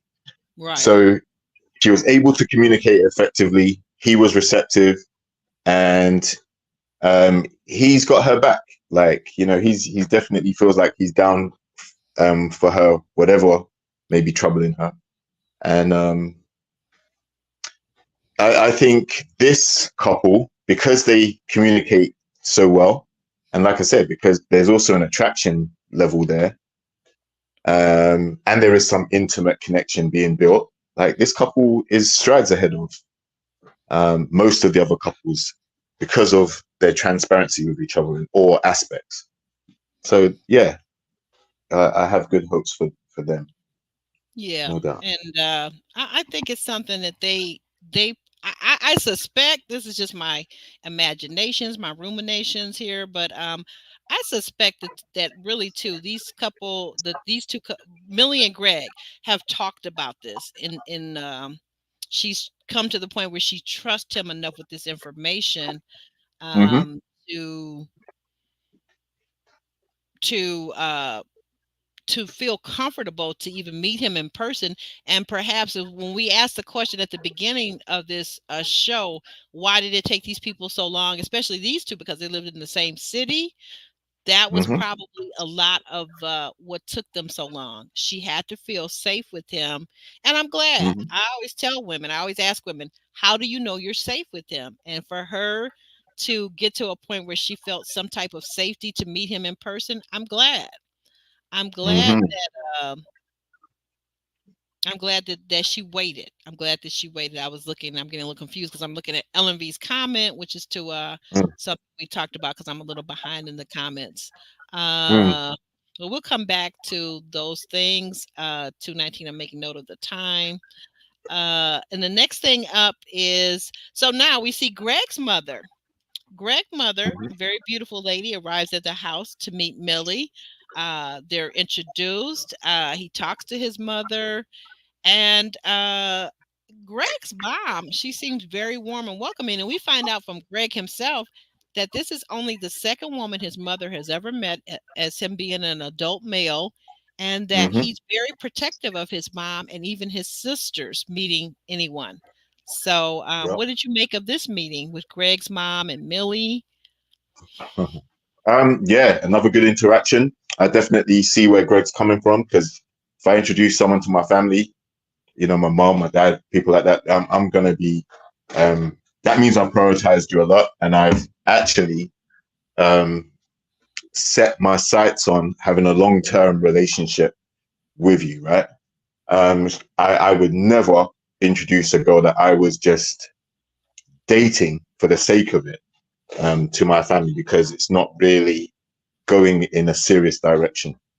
So I definitely see why Greg would hold back from every girl that he knows meeting his mum. His mum is someone clearly that he cherishes and respects highly as well.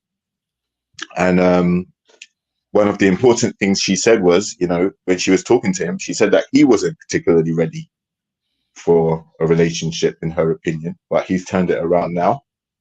And that could also play a role in why it's taking the 3 years for him and Millie to meet. Probably wasn't ready 3 years ago, but he's ready now.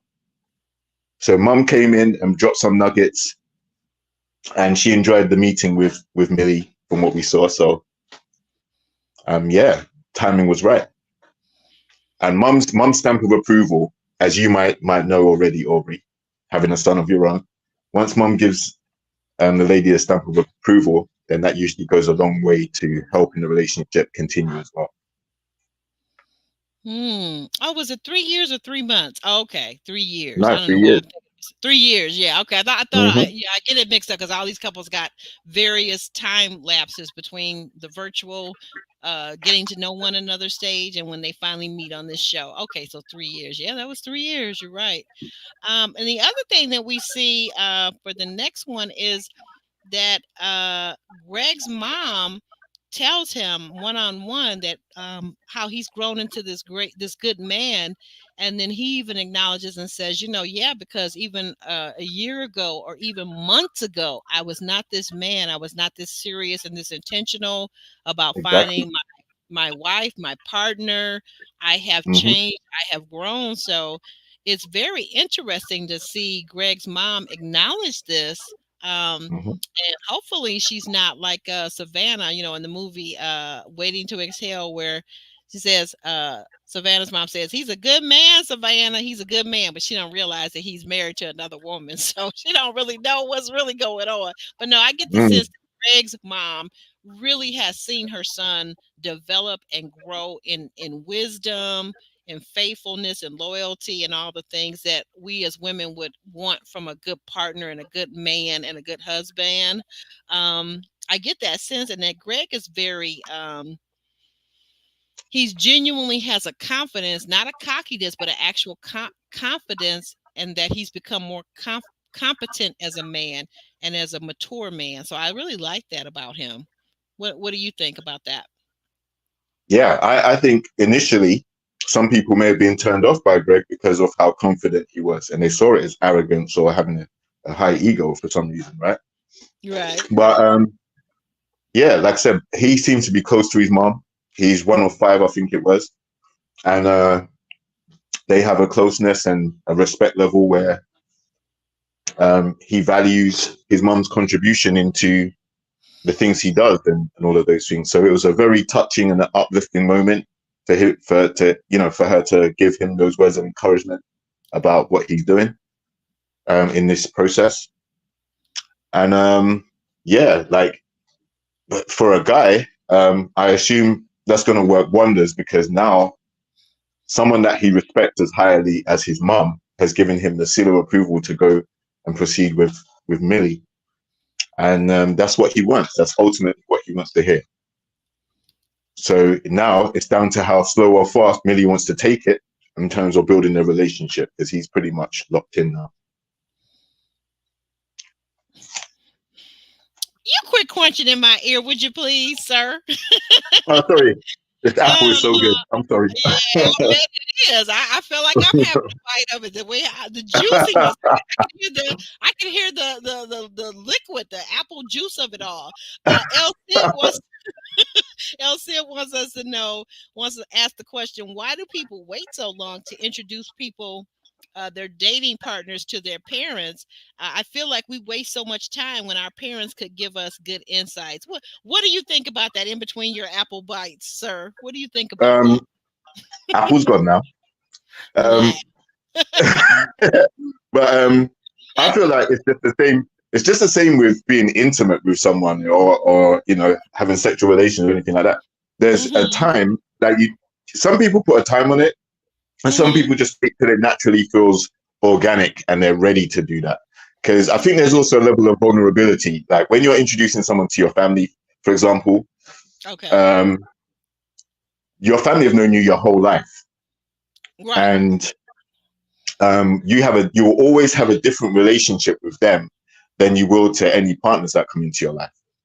So I guess when you do finally bring someone in front of your parents, your family, whatever, it does help if you are quite certain that this is the person you want to be with. And then when the family give you feedback or are able to communicate with the person you're with, you can see how those interactions go, and that might set a good tone for future relations if you continue to build your relationship. But if you introduce your family straight away, you don't know enough about the person, whether they're going to stick around long term or not. So your parent might take an instant dislike to them, and it might be all said and done. Or you might defy your parents, which is what some people do. Some people's parents hate the person they're with, or the person that you're with hates the in-laws. Never get on with it. So I think you do have to take your time with it, because it's a level of vulnerability, in a way. Yeah, like, it's not a joke. If anyone comes to meet my parents, me personally, I've been dating you for a long time. I've told them, about you. They've seen me cooing over you, and not the cooing over your baby. Yeah, cooing over your baby. Yeah, like so obviously they want to put a person to what they've been hearing about. They want to put a name to the face and all those things. And yeah. Who's been taking all this time? Well, I had to say too, I thought that was a very excellent question, Sid. Thank you for posing that. Why do people wait? But now, just a second ago, you got to remember now, let's be real.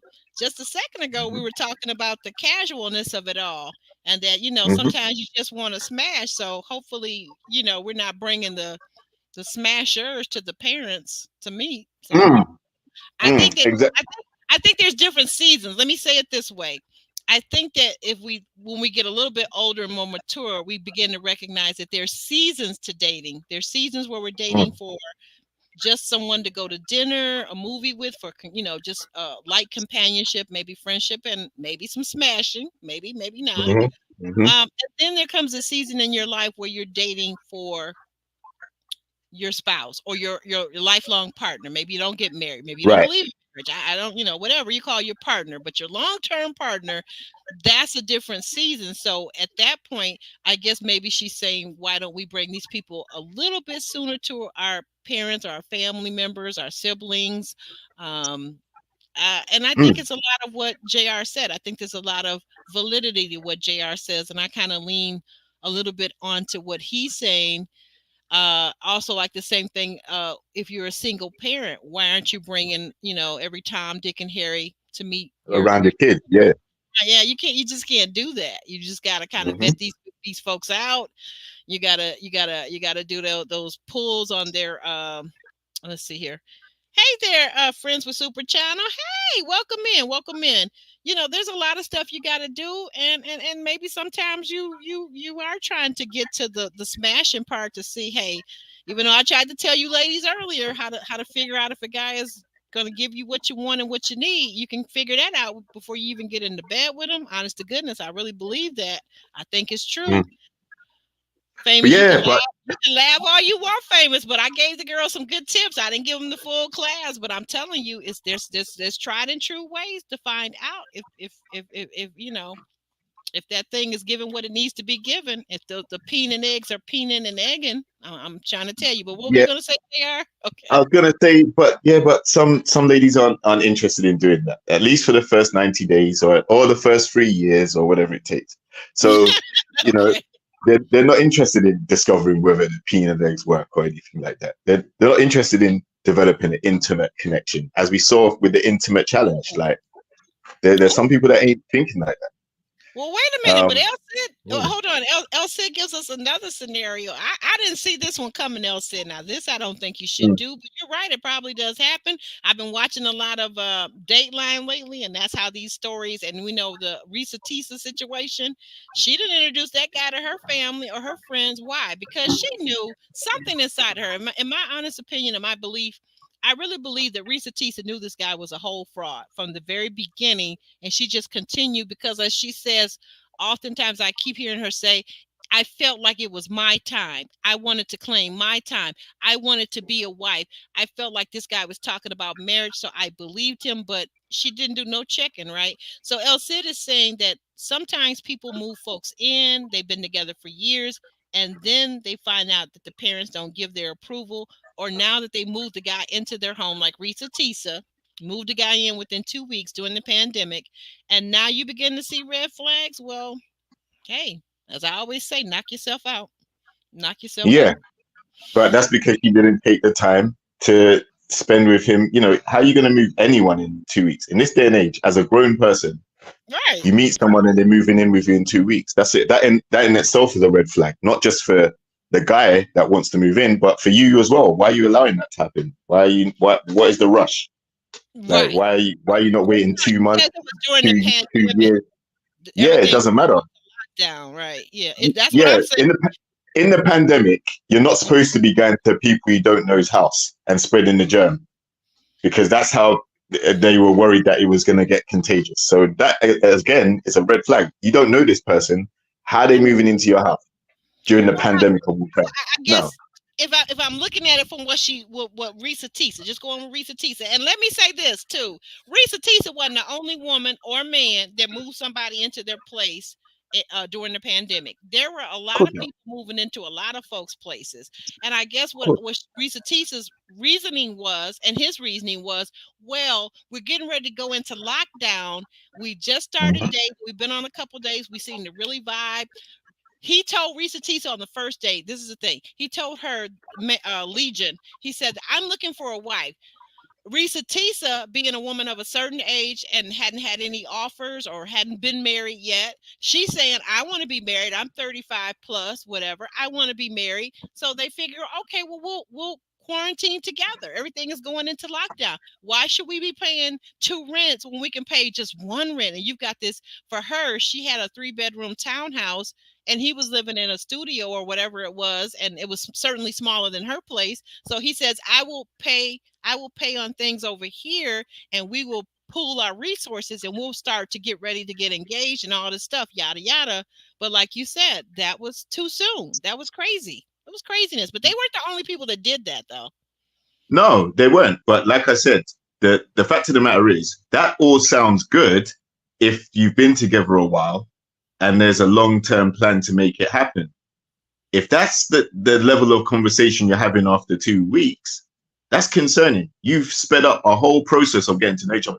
How can you know everything or most things about someone in 2 weeks? Whether you want to get married or not, what can you really learn from someone in 2 weeks? Not much. It's not enough time. You go through things in life and emotions and different feelings and thoughts and ups and downs. You ain't done much of that in 2 weeks. So how you know you want to share life with someone after 2 weeks? It don't make sense to me. Yeah, well, I'm just saying. I'm just saying. But as we move forward to the conclusion, toward the conclusion, we see Josh gives Shay a sexy foot rub. I don't guess we need to comment on that. Everybody knows on here, if you've been on here before, you know how I feel about feet and foot rubs and the toe sucking situation, right? So we'll move Yep. forward. You know how I feel too. Yuck. Whatever. The right woman hasn't come into your life yet. That's all. With the right pedicure. That's all. That's all. No, that's not that. That's not that. Okay. All right. All I've right. given foot rubs before, but I'm not chewing on no toes. I'm not doing none of that stuff. You're not going nowhere near my.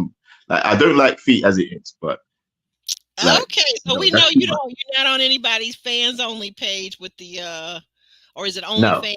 I always get them turned around. Whatever it is, you're not the one paying all the cash apps to these ladies that got the sexy feet. So okay. All right. Absolutely not. Okay. Let's see. Oh, okay. We've got wrapping this up here. We've got Chris telling us that in the couples meeting that Sandia's feelings are not valid. Mhm. They're not valid. And let's go to this one because we kind of talked about that part already.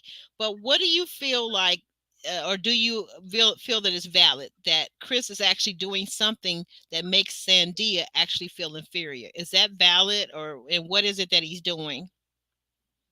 Yeah, I think he's doing a lot of things. I think he's definitely connecting with Jodie more than it should be.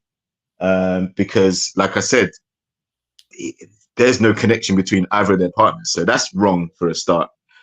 I also think that he doesn't, because he doesn't find her attractive or he doesn't like some things about her clearly. I just don't like when she shed a tear in front of him. He didn't, not one time, even look at her and put his arm around her or anything. Nothing at all. So I don't, I can see why she feels like she's inferior to other people in the house, maybe, or he doesn't care about her feelings. But he has honestly said that he doesn't care about her feelings, and he doesn't, all of her feelings that she goes through, don't project that into him. Like he has clearly said that. So, like I said, it's unfortunate, but she's got to walk away because the tears aren't swaying him. They're not even pulling on his heartstrings just a little bit. He's gonna. Is that normal? I mean, you're a guy. I'm not a guy. Is that? Do you think that's normal for a guy that cares about a lady? Do you think that's normal for her tears not to even move him at least in a little bit? Nah, that's not normal. That's not normal. But like I said, I don't think. I also don't think that you should be pouring all your negative emotions, like anything, like especially if you're an overthinker or anything like that. Like you think about 100 million things, while someone like Chris is probably thinking of 5. All right, and and if you're continually, oh, but what if you do this? What if you don't do that? And this and the other. Like I think that's what he's saying. Like he can't be dealing with all of that. Like he doesn't want to.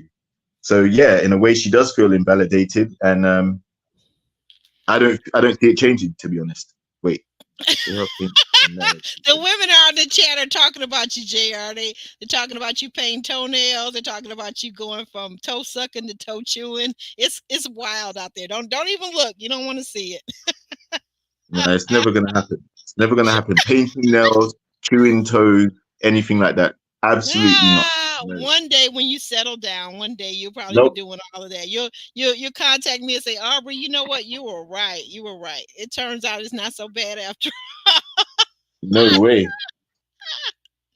No, exactly, baby doll. Chris is not safe at all. He doesn't protect Sandia emotionally at all. And like I said, he does actually the opposite of protecting her emotionally. I feel like he's actually abusive to her. The way he treats her, the way he talks to her, talks down to her. Like when he's saying things in the kitchen to everybody, in front of everybody, like some people you just naturally bond with. And he's not talking about, it's clear that he's not talking about Sandia. He's talking about Jodie. If that Yeah. isn't abusive, I don't know what is. You're telling everybody, you're basically telling the whole world, you're telling these people in front of camera. So now it's basically the whole world, in my opinion. You're telling people that you've bonded with this woman because you two have the same freaky mindset. You both guys are Mm-hmm. in the gutter, your mind's in the gutter, and this is the way you think, but you don't respect me, and you got to tell everybody, and you got to rave about it. And she's on for her side, she's sitting there co-signing it and cackling and kikiing with you. I'm with Millie. Like, you didn't come here to kiki with her. You came here to kiki with Sandia. And if you don't have a Mm-hmm. connection with Sandia, take your rusty dusty butt home. Go home.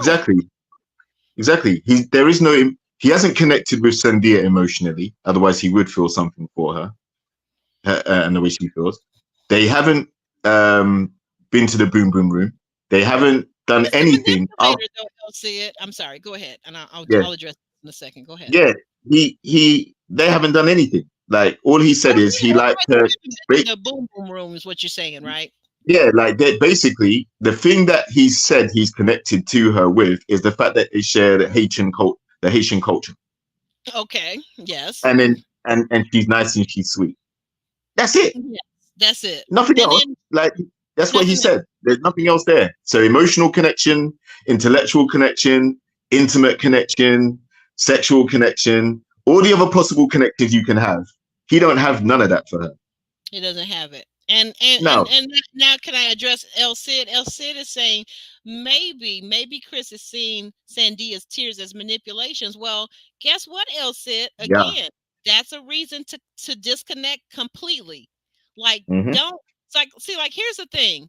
Here's the thing. Don't be double-minded and don't be a fence sitter. If you see that, if Chris actually saw her as the manipulator, then why not cut things off? Get old girl Jodie's number and holler at her when the whole show is over with, because we know she ain't doing nothing in the boom boom room with old boy Aaron J. We know that. We already know that, right? But if he sees Sandia as such a manipulator, no, it's not her that's the manipulator, in my opinion. It's Chris. He's the manipulator. And the reason why he's connected so quickly with Jodie is because they're two peas in a pod. They're two peas in a pod. And can anybody say narc? Because both of them are connecting with me as possible narcissists. I'm gonna say it. We got a few more minutes left, so let me get through these banners. Same values. Okay, let's get to the scene because we got to cover this. Diamond is they're all in the kitchen, right? Supposedly, was it Jodie and Aaron J have been preparing dinner for the whole group, for the whole house. Okay. Diamond finally decides to go nuclear and starts to talk about, hey, you know what? I don't like the way, and what I guess what triggered it off. Apparently, Chris was talking, and Chris was trying to tell Sandia in front of everybody, you are letting people put things in your mind that aren't even happening. See, so he's the manipulator. Like, he's telling her this in front of everybody. He's trying to make her seem like she's simple-minded, like she's a child, like she's a follower. And you see her kind of really literally in front of everybody shutting down, because she does seem to be a more shy, perhaps a more introverted person, okay, than he is. He's obviously a little more extroverted and loud like Jodie. And so we see Diamond come in and she says, well, wait a minute. No, what we have been witnessing is Jodie has been tugging on you. You guys have an unnatural attraction to one another, is disrespectful, and so forth and so on. And all of a sudden, everybody in the kitchen gets quiet. Nobody's got Diamond's back. What do you make of that, JR? Everybody wanted to mind their own business. I don't think everybody wanted to be thrown under the bus like that. You know, if they've, like, the guys have been having conversations with him. The ladies have been having conversations with Sandia.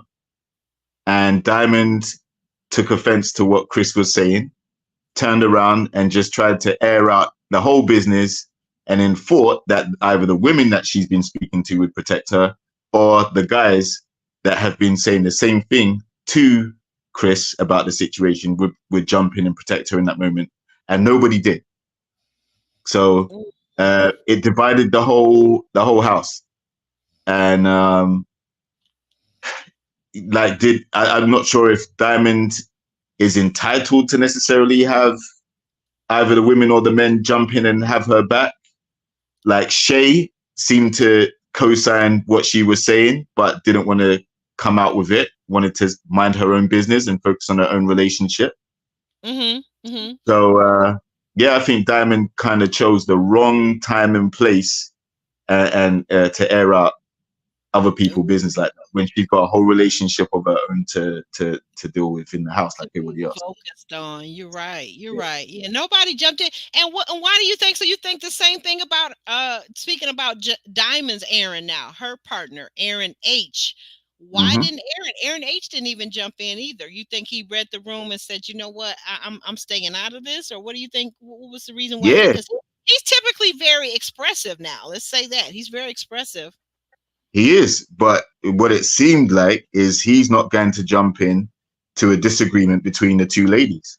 It's between Diamond and Jodie. Like when Diamond said what she said, it was Jodie that actually responded back in a hostile way. In fact, she lost her temper with it. And that's where the standoff was. It was between Jodie and Diamond. Chris wasn't even in it, even though she took offense to what Chris said. Like it was between Jodie and Diamond from that point. And yeah, Aaron said, listen, you look like you had it. I thought you had it. You're so outspoken. And this is a battle between two ladies over something. You're talking to Jodie about her being involved in another couple. You got it. What I need to jump in for? Yeah. Men don't battle with women type stuff. Right. Because otherwise they get that sassy terminology. Yeah. And you're right. You're right.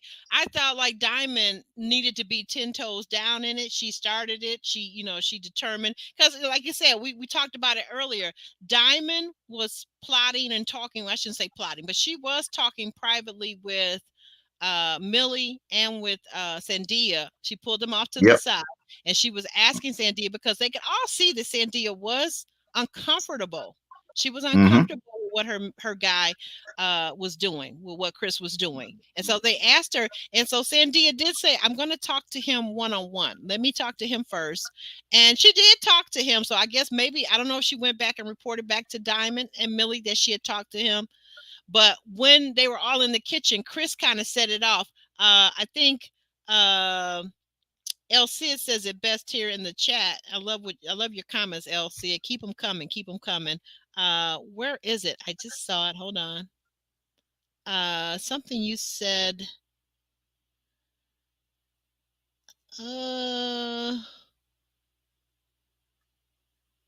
Where is it? Oh, I think I got it up there right now. It's up there right now. Yeah, Chris works the crowd. He knows how. Yes, he works the crowd, and he intimidates some people because he is so loud. He is loud, and also Jodie is loud, and people don't want it to go.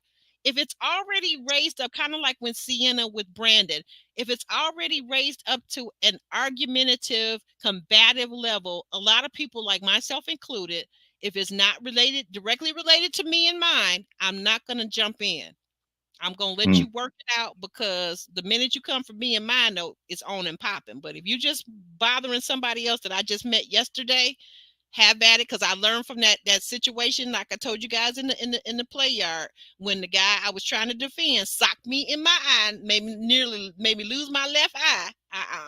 I'm not going for it. Y'all work it out. Y'all want to be combative? Y'all do that over there.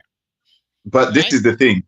Diamond also played right into Chris's hands. If he is this manipulator that everyone's saying and everything, she played right into his hands. Because what he did, he said to Sandia, look, in fact, he said to the group, listen, people are feeding you information that isn't true, right? So when Diamond was explaining what she'd been saying to Sandia, and she used the word raw, like Jodie's tugging on your man type stuff, that's what Jodie got upset about, because she's like, tugging? Now I'm tugging on your man? They ain't done that. Like, they ain't done anything, right? So that's why Jodie got involved in the situation. Diamond said something that she's speculating on, which isn't fact, right?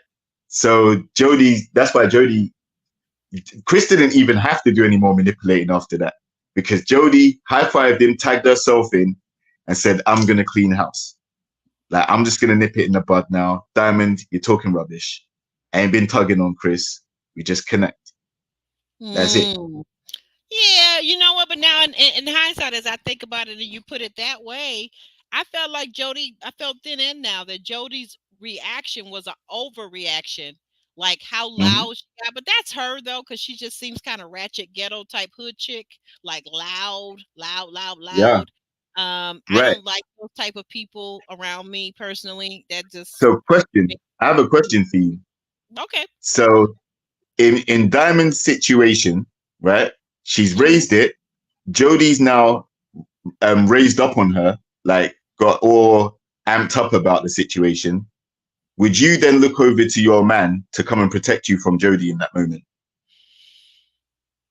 No, because I'm this person. Exactly. I'm not. But listen, I'm gonna say why though, because everybody is different. I'm not a loud ratchet person. But let me say this: I grew up, born and raised in Detroit, Michigan. I can go there, and by the time somebody takes me there, or I feel like I need to go there, oh, I ain't gonna need nobody to back me up. Trust and believe. We gonna go and we gonna rumble together, and I'm 10 toes down. And if you got my back, good, and if you don't got my back, good, because I'm already passionate about it. You get what I'm saying?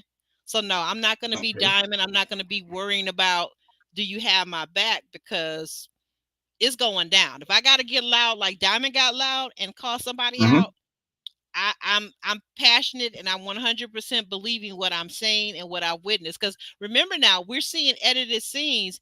We're not seeing everything that is going on. And these people are in the house together, so they got a lot more information about these couples than we do. Like Mm-hmm.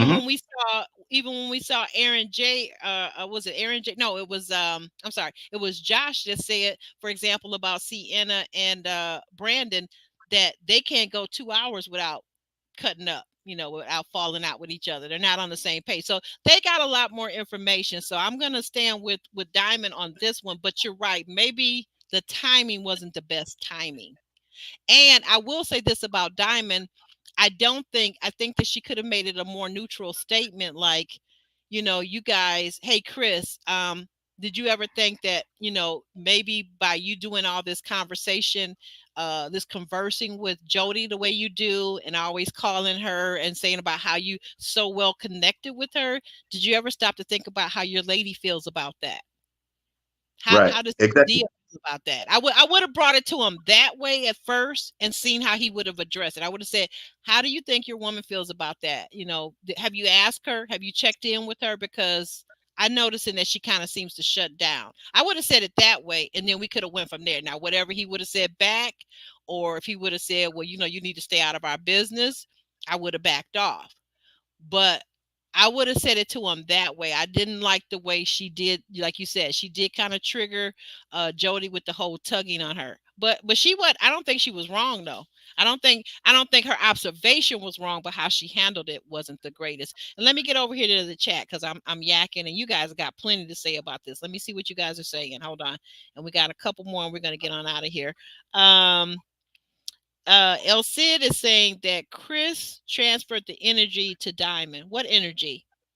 Like the manipulation energy? What energy specifically are you speaking to? Or him being loud? He transferred that loud, exuberant energy.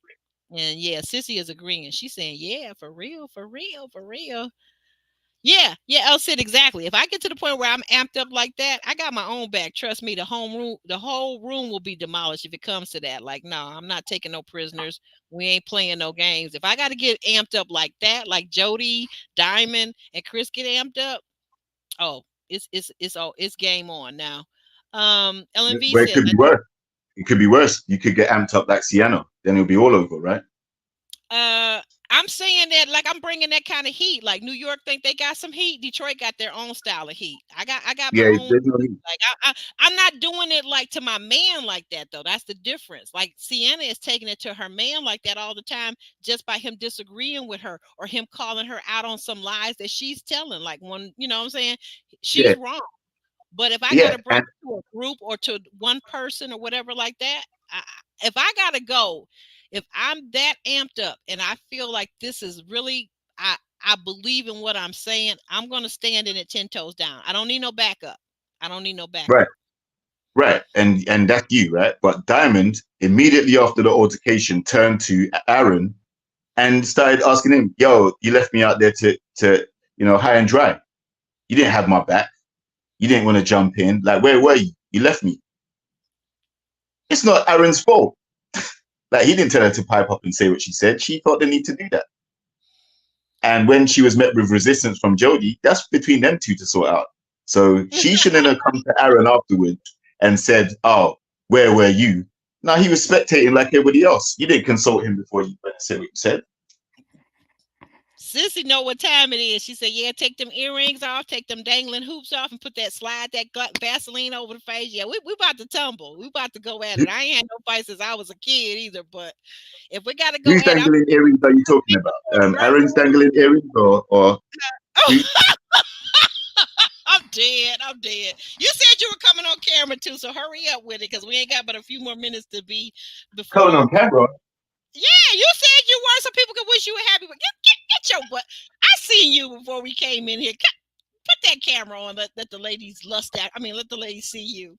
Maybe somebody in the chat wants to wish you a happy birthday. Listen, Vaseline. I'm speaking more verbally, Sissy. Listen, I'm talking to Sissy right now. You get it together and turn the camera on. Vaseline, Sissy. Yeah, I'm speaking more like from a verbal because I got some real. You probably may not be able to tell it from my podcast, but don't let me get angry about some stuff. I'm not tripping over my words. It's gonna be on and popping. I'm here to tell you. I got a tongue that will cut you worse than a knife. Woo! What? Is that how you really are? No, I think it's again. I think we all have different sides of our personality. It's not who I really am. It's if you take me there, and I want to go there with you, and I don't give a damn about our relationship or whatever at that point or your feelings, and I gotta cut you up to make you understand what it is. Then we gotta go there. That's it. Oh no, man! Wait a minute. Is it Aubrey or Sienna I'm talking to? No, man, that's terrible. Anyway, well, don't say nothing till you open that camera up. Don't say nothing. It looked like only Diamond had an issue with Jodie and Chris. Well, no, because remember now, Millie has an issue with how Chris has been treating Sandia. But she didn't say anything. No, she didn't. But I'm just reminding the audience. I'm waiting for you to get that camera together while I go through these. We're gonna be here for just a few more minutes. The ladies are laughing. They saying you're not going to do it. You are wrong. You tricked us at the beginning. You told us one thing. You like Sienna now. You tell us one thing and then you do something. Oh, no. How you going to say that? Yeah, you told us at the beginning, at the open. Guys, did he not tell us, those of you who have been here for the whole 2 hours, did he not tell us? They don't know. They've been here the whole time. They have. A lot of them have. A lot of them have. Yes, they have. Yes, they have. Put a thumbs up in the chat if you've been here from the beginning of this podcast. Put a thumbs up. Put a thumbs up in the chat. Yeah. See, no thumbs up. See? No, they're coming. It takes them a second. I can't see them. Give them a second. It's all right. You are wrong. You are so wrong. I lost my spot on the in the chat. Wait a minute. Hold up. You are so wrong. What's going on here? Oh yeah, just to bring him down a peg or two. Okay, I saw that. I did that one already. Right, exactly. El said, I got my own back. That's what I was explaining to him. He don't understand. Mm-hmm. He don't understand about U.S. verboseness. He don't understand about U.S. hood ratchetness. He don't understand nothing about that. No, of course not. He don't from the UK. I don't understand how that works. He has no clue about the ratchetness that goes on over here. Nah. I just know that I don't want it. I don't want to be around that. I don't want to wake up to that. You don't want to be talked to in that way. No, I would never see. No way. That's what I'm Absolutely saying. Not. Now, understand me, JR. I never, ever talk to my man like that. That's not an option. That's not an option. Well, That some is do. Clearly, we're seeing Sienna. We're seeing, it happens. There are some people that think it it's cool to do that. happens. I'm just saying for myself, because you were saying, am I a different person? And I'm saying, no. Yeah. Like, first of all, I respect my man. If I have a man in my life, I respect him. The only way he could be my man is if I respect him. I can't be with no man I don't respect. I don't respect your integrity, your lack of integrity. I don't respect you being, you're not honest. Like, for example, with Sandia and Chris, he couldn't be my man. Chris needs to Sandia needs to drop him because he's not respectable. He's not respectable, in my opinion. Right. Okay. This is where, oh God, I am so lost in these comments here. Okay, wait a minute here. Okay, now I'm finally getting a little bit back on track. It's between Diamond and Jodie, so nobody needs to jump in. Erin didn't need to have her back in that moment. Yes, baby doll, Exactly. I agree. And she says, I didn't appreciate how Chris talked about. Yeah, see, that's the part where he's disrespectful. That's one of the things that he does. He talks about her like she's not there. He says things like, what is the word? I had to think of it. Signifying. Chris does what in Black culture is called signifying. When you say something about a person, but you're not saying it directly, you're implying it. Like he did say, basically, the reason why Diamond got so hot is because basically he called indirectly, Chris called Sandia simple-minded and like a child when he was saying that everybody can just tell her anything and she'll believe it. And he did call her simple-minded. He was signifying exactly. Yes, Chris is very damaged. He's not good right now. And everybody's laughing at me just going off ranting on here. But hey, every now and then you gotta let out a good rant. Yes, reformed hood chick. Yes. Right. Hey, Babs is okay. Here's Babs. Babs is saying, yeah, Chicago, Detroit, New York. Better be careful with us. That's right, Oh, Babs. yes. Listen, We I don't believe that play. 100%. We I don't believe that play. 100%. If we survive to adulthood in those three cities in the United States of America, you best believe we got some tricks up our sleeve. Now, we may be cultured. We done went to college. We done got out here professional, whatever. You best believe we got some tricks up our sleeves. Oh, if you're gonna bring us to that, you're gonna mess around and find out. Well, hopefully you got some Dominiques in your phone book, and then you can align with them and they. Like, you see what I'm saying? Nah, I don't need Dominique. Who what Dominique doing? Dominique, listen to this. He's Wait a from New minute. York. He's from New York. He got that New York swagger, that abrasive Dominique is upfront. the one from Chicago, and Oh, is Dominique. he? He's from Chicago. He's Oh, like yes. Oh, yes. Babs You're was right. saying, Chicago, Oh, Detroit, New York. But sorry, wait a you're minute. right. You're But right. here's Dominique's from Chicago. Sienna's from New York. I But wait get a it. minute. I see the correlation. Here, you Yeah. see the correlation. But wait a minute. But here's the thing, though. Dominique is a Mhm. punk, allegedly. Dominique only go after women. He's 6'4" and he only go after women. He's a punk, allegedly, in my Right. opinion. Okay, Where do because you you say can he's from? only go after a little woman that's way smaller than you. Like, what I need him for? Where was Alexis from? New York, right? Alexis is what? Guys, answer in the chat if you're in the chat. Where was Alexis from? I forgot where she was from. I think she might have been. I don't remember. So again, that's like putting lighting a match on some oil or something. That's gasoline. That's explosiveness waiting to happen. From what you're saying, I mean, I haven't been to Chicago. I haven't been to Detroit. I've been to New York as a kid, but listen, I'm saying if that's how people's mindset and the way you speak to each other is and all that stuff, then because you get each other, you understand each other, you need to date each other. Spare the rest of us. Like we that's new to us. We don't have to beef with our partners like that. No, but it's not like, this is the thing. I think that in the UK, you guys, like, here's the thing. People tried to say that the UK was so non-racist, so non-prejudiced. There's so many mixed race people in the UK until we got a mixed race person that came in and married Prince Harry, and then we really saw what it really was. So I think the point of it is every man and every woman, we're all created. We all have independent free will, right? Right. And there can be a devil in you and there can be a God in you. And each one of us make the choice to self-regulate and to be what it is that we need to be. But let me tell you something. If I'm walking down a dark street, if I had to get down a dark street or an alley or something to get to my car to be safe to get home, I promise you is not going to necessarily be the God in me that I'm strutting around as. Okay, I'm gonna have that walk.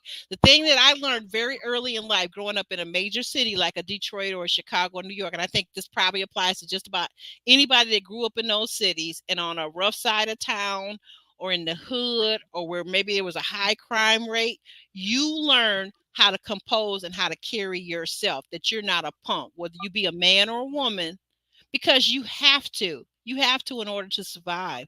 And that's just what it is. That's what it is. Right. That doesn't make you a bad person, because none of us picked where we were born at. No, that's not what I'm saying. I'm saying that mentality that you've developed through having to survive. Do you not realize that when you go and form relationships with people who are not from that world, we don't understand that. So, you know, you're gonna have to taper that. And that may be it may be a drastic change. You shouldn't change for the person you're with, though. That's not what I'm saying. I'm saying that if you know that you have that exterior, if you have had to protect yourself and watch your back all the time and all the rest of it, it manifests into behaviors when you turn into an adult and when you try to form loving, lasting relationships. You carry it with you. Oh, okay. Right? I see what you're saying. So until you address that, then you're bringing someone else into this world that you've grown up in, but the other person is completely foreign to. Right? Like, yes, we have, like, so yeah, for example, we have hoods over here, right? Now, our hoods over here, compared to your hoods over there, two completely different things. Right. Our hoods, like, first of all, your country is like 60 times bigger than mine, right? So our hoods are tiny compared to yours, right? Okay. And then thumbs up on the screen, just so in case you're missing it while you're talking. Got the thumbs up and the birthday wishes. So you said you were gonna come with it, but okay, go ahead.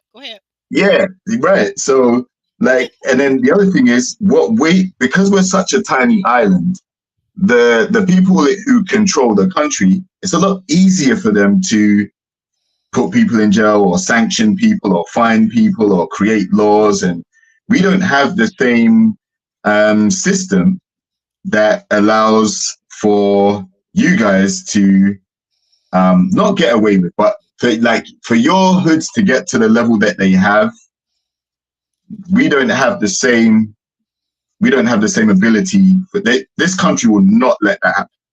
Like, a lot of people will be taken off the street and incarcerated before it really gets to the levels that you guys are used to seeing over there. I'm not saying it's not bad. We have pockets, but I'm saying we are on a very smaller scale compared to you guys. Right. And I think here's the other thing. Would you not say, I don't know all the rules and all, because I'm getting deeper now into my BBC and my UK programming, which I absolutely love. But would you not say, though, too, the biggest part of it, just speaking on the violence, and then we're going to jump back and finish up this thing because I really got to get going. But the biggest difference in the UK and the United States, for example, with the crime rate and with crime period, is that you guys don't have the access to lethal weapons that we do, correct? Of course not. Yeah, that's true as well. So that's a big thing. So I'm going to be safer. I'm going to feel safer if I knew I could walk down the streets of Detroit and nobody, it's very rare that somebody would have a lethal weapon. Do you know how much safer I would feel on the inside? Do you know how much safer I would feel? Like, hey, let me take a stroll at midnight. Oh, hey, nobody's got a lethal weapon. Nobody's got an automatic weapon over here to kill 20 people in a crowd, right? But we're going a little far away. People have got their birthday things, and you had said there's the birthday things. Let me get back to it. You just wait. I don't see any super chats. I don't see any cash apps. I don't see anything. showing people desire to unmute the camera. I turn those off, but the Cash App is available. Now that's a good point. Let me go over here to my Cash App and see what's going on. You're right. Nobody Right. has Cash App me in a I'm minute. gonna come up for the last few seconds. Here we go. Well, oh, got the fresh haircut. Always got a fresh hair. All right, now look at JR. There you go, ladies. Oh, see now. Let me get them up on the screen. Happy birthday. Ellen V had her thumbs up when I'd asked for the thumbs up. See, they were coming in. Yeah, I've got sun glare behind me. It's so hot. Right. We got a couple more. We just got a couple more. We're gonna wrap this up because I gotta get to the dinner. Okay. Let's see. We had some of these I'm gonna have to skip over. Oh, okay. So what did you think? This is important. What did you think about Shay and Josh, Diamond and Aaron H? They decided to head over after all this altercation was happening in the kitchen and over the food. Lord have mercy. They decided to head over to the boom room and not eat with the rest of the house. What did you think about that? How did you feel about that? I thought like it's clearly divided the house. See, I've got too much sun glare. That's why I can't come up. You see how he acted? Like you couldn't find the spot. When I saw you before everybody came in, you were perfectly fine. You know I can't. Look, I've just drawn my blinds as well. Look, it's dark now. Like it's so hot here today. That's fine right there. Okay, so now get back to the question. Shay and Josh and Diamond and Aaron headed over to the room. Did you feel like that was a good reaction? Did you feel like that was right or fair? No, it wasn't. Because now the house is divided. Now they've picked a side on all of that. Again, if the couple's focused on their own relationships, then I don't think there would be so much division. But the fact that everyone's getting involved in everybody else's situation now is kind of messing with the flow of the show. And so gonna open up the Velux. I don't think it was a good move. Now going forward, some people are not going to want to talk to some of the other people in the house. So, I'm not sure that was a good move. You think it may close down conversations because now people are more cautious? Yep. I haven't thought of it that way, but that could be a fallout. And in fact, do you think that we're gonna now in the next episode possibly see Taronda address what happened in the kitchen between everybody and how that became very felt very volatile? Yeah, she may address it in some capacity, but I'd rather her address Sienna and Brandon first, though. Make sure they're going home. Make sure they packed their suitcases and they're out of there. That's what I'd like to see addressed first. Then, definitely step in and have some words. I mean, the thing is, Chris and Sandia had their sit down with her on this same episode. So I'm not sure if they're going to go home yet. But in my opinion, there's no connection between Sandia and Chris to even salvage. And there isn't a connection between Jodie and Aaron to salvage either. So I'm not sure if there's going to be an intervention. And even if there is, what's it really going to do? Is it, like I said to you, that's why I asked you before, do we really think that Chris is somehow going to turn it around and be all up into Sandia? Or do we see Jodie and Aaron flipping the switch and turning it around? Like, I don't see either of them happening. So I'm not even sure what an intervention would do other than point out the obvious. Time to pack. Oh, wait a minute. Who was from Brooklyn? Was that Sienna is from Brooklyn. Alexis is from Brooklyn also? Yeah, that would explain a lot. Yeah. Too rough around the edges. Yeah, I didn't really get Alexis either. I mean, like, she's got a little bravado, but then the other thing about her is she seems very insecure in her body also. I felt sad for Alexis, actually. And the ladies are asking, are you a Gemini? And I think a lot of them came back and said, no, it's that Taurus vibe. uh, Thank you, Kiki. I love you too. And thanks for being the moderator. I appreciate you. I love you very much with the other two lovely ladies, Ellen V and Monique King. Always wonderful to see you guys on Sunday. Babs, what's Babs saying? uh, Babs is saying, pick a spot, JR. You're making us dizzy. Listen, like I said, it's a very hot.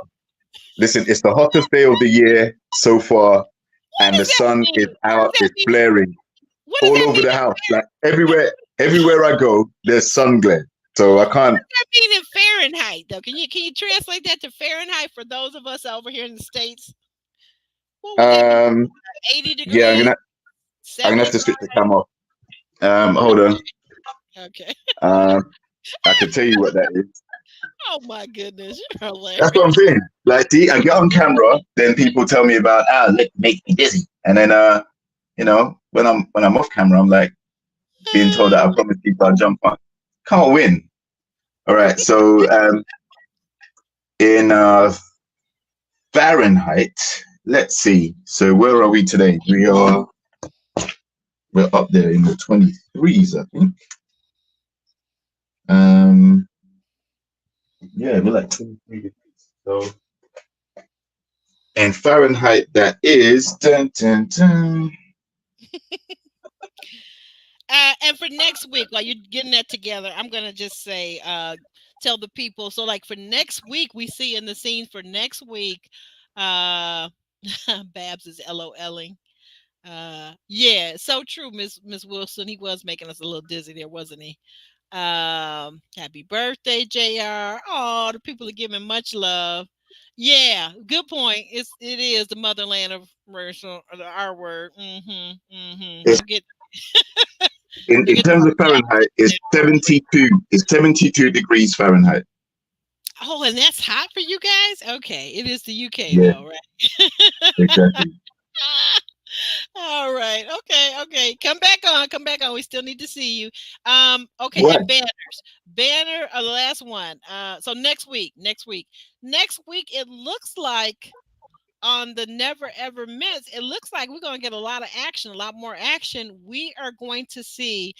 Guys, are you guys familiar with Dr. Romney? If you've been on YouTube, Dr. Romney, if you ever dealt with a narcissist, Dr. Romney is one of the top psychologists in over here and on YouTube. She talks a lot about narcissistic relationships, narcissistic people, narcissistic traits, how to handle them, how to survive, how to recover from the emotional abuse that you will deal with when you are dealing with a narcissist, guys. So she's coming on the show, and it's interesting because she's going to be talking to Sandia and Chris, who behind the scenes, JR, I've been saying that there are at least 3 people that I spot. I can't diagnose them, but there are 3 people that I suspect they have very strong narcissistic traits, and I'm wondering if they may not have the NPD, that's narcissistic personality disorder. So, what do you think about that? What do you think about the counseling that we're going to see next week? Looks like Sandia and Chris. It sounds like she's talking to one of them about being hurt and losing trust in a relationship too, right?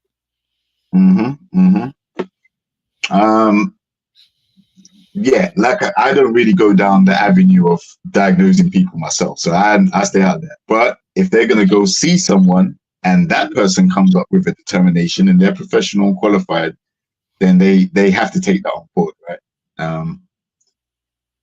But yeah, yes, I think there are definitely some people on the show who could definitely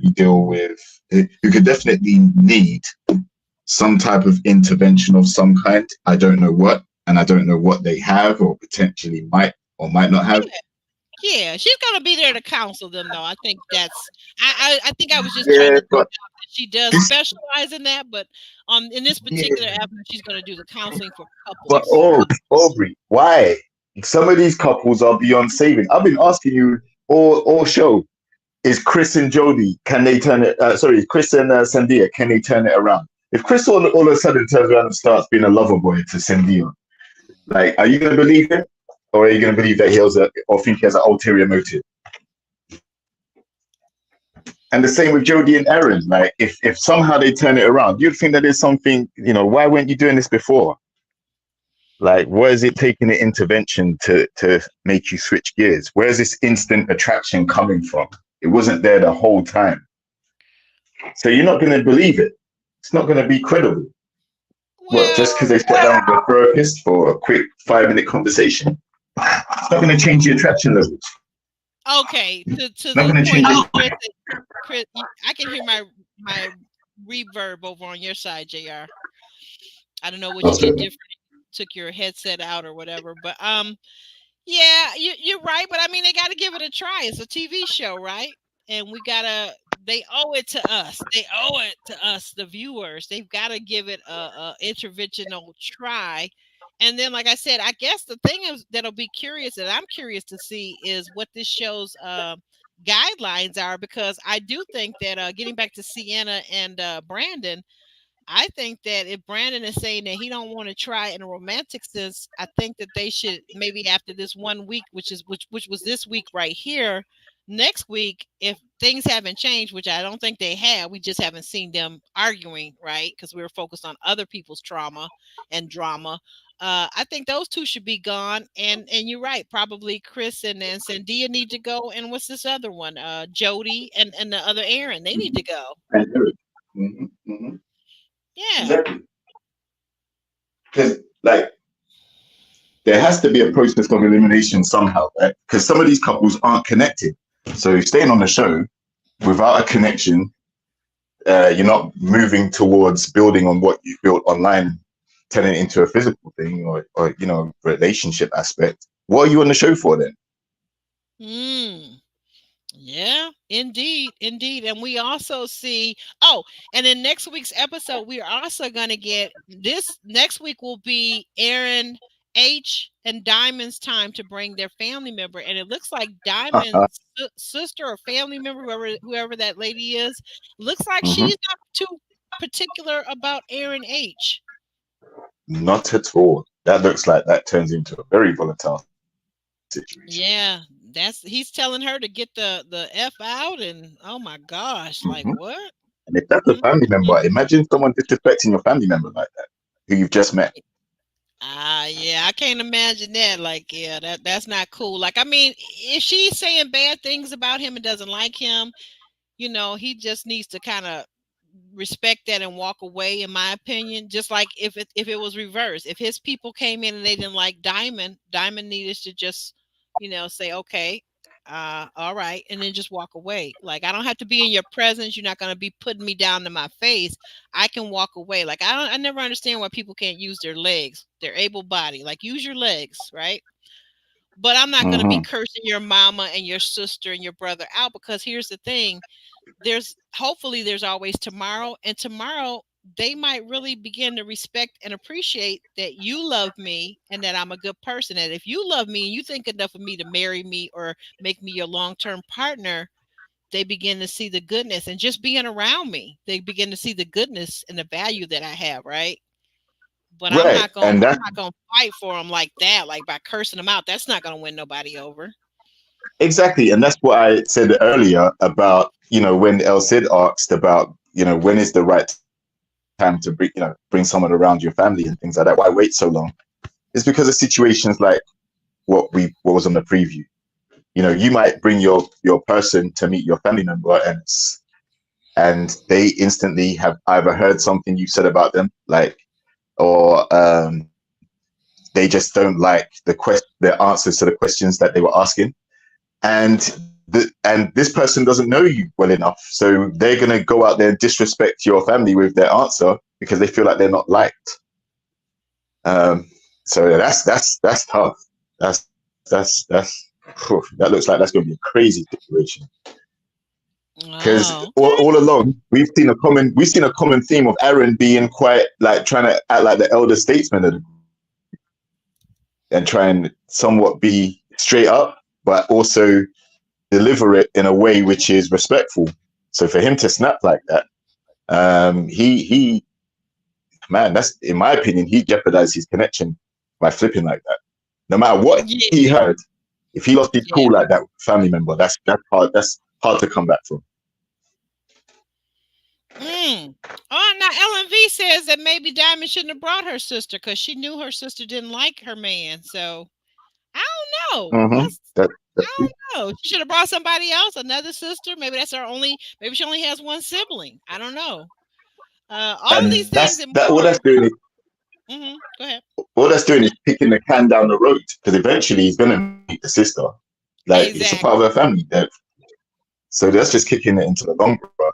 You might as well get it over and done with at some point. But hopefully she was thinking, okay, let me see if he can win her over, because she may sense that they may be disliked there already, but maybe it won't go as bad as it did. And unfortunately, it looks like it did go bad. So. Right. I'm not sure how he comes back. I'm sorry. I'm not sure how he comes back, because I value family. And if this, I'm just trying to picture if my siblings brought home their partner and their partner cussed out one of my family members or anything like that, or if my partner cussed out a family member, it's a big sign of disrespect. You're supposed to respect not only your family member, but to the partner himself, right? To the partner himself or herself. All right. Well, you know what? With your old stingy self, your old stingy butt. Happy birthday! Happy Mother's Day to all the mothers out there.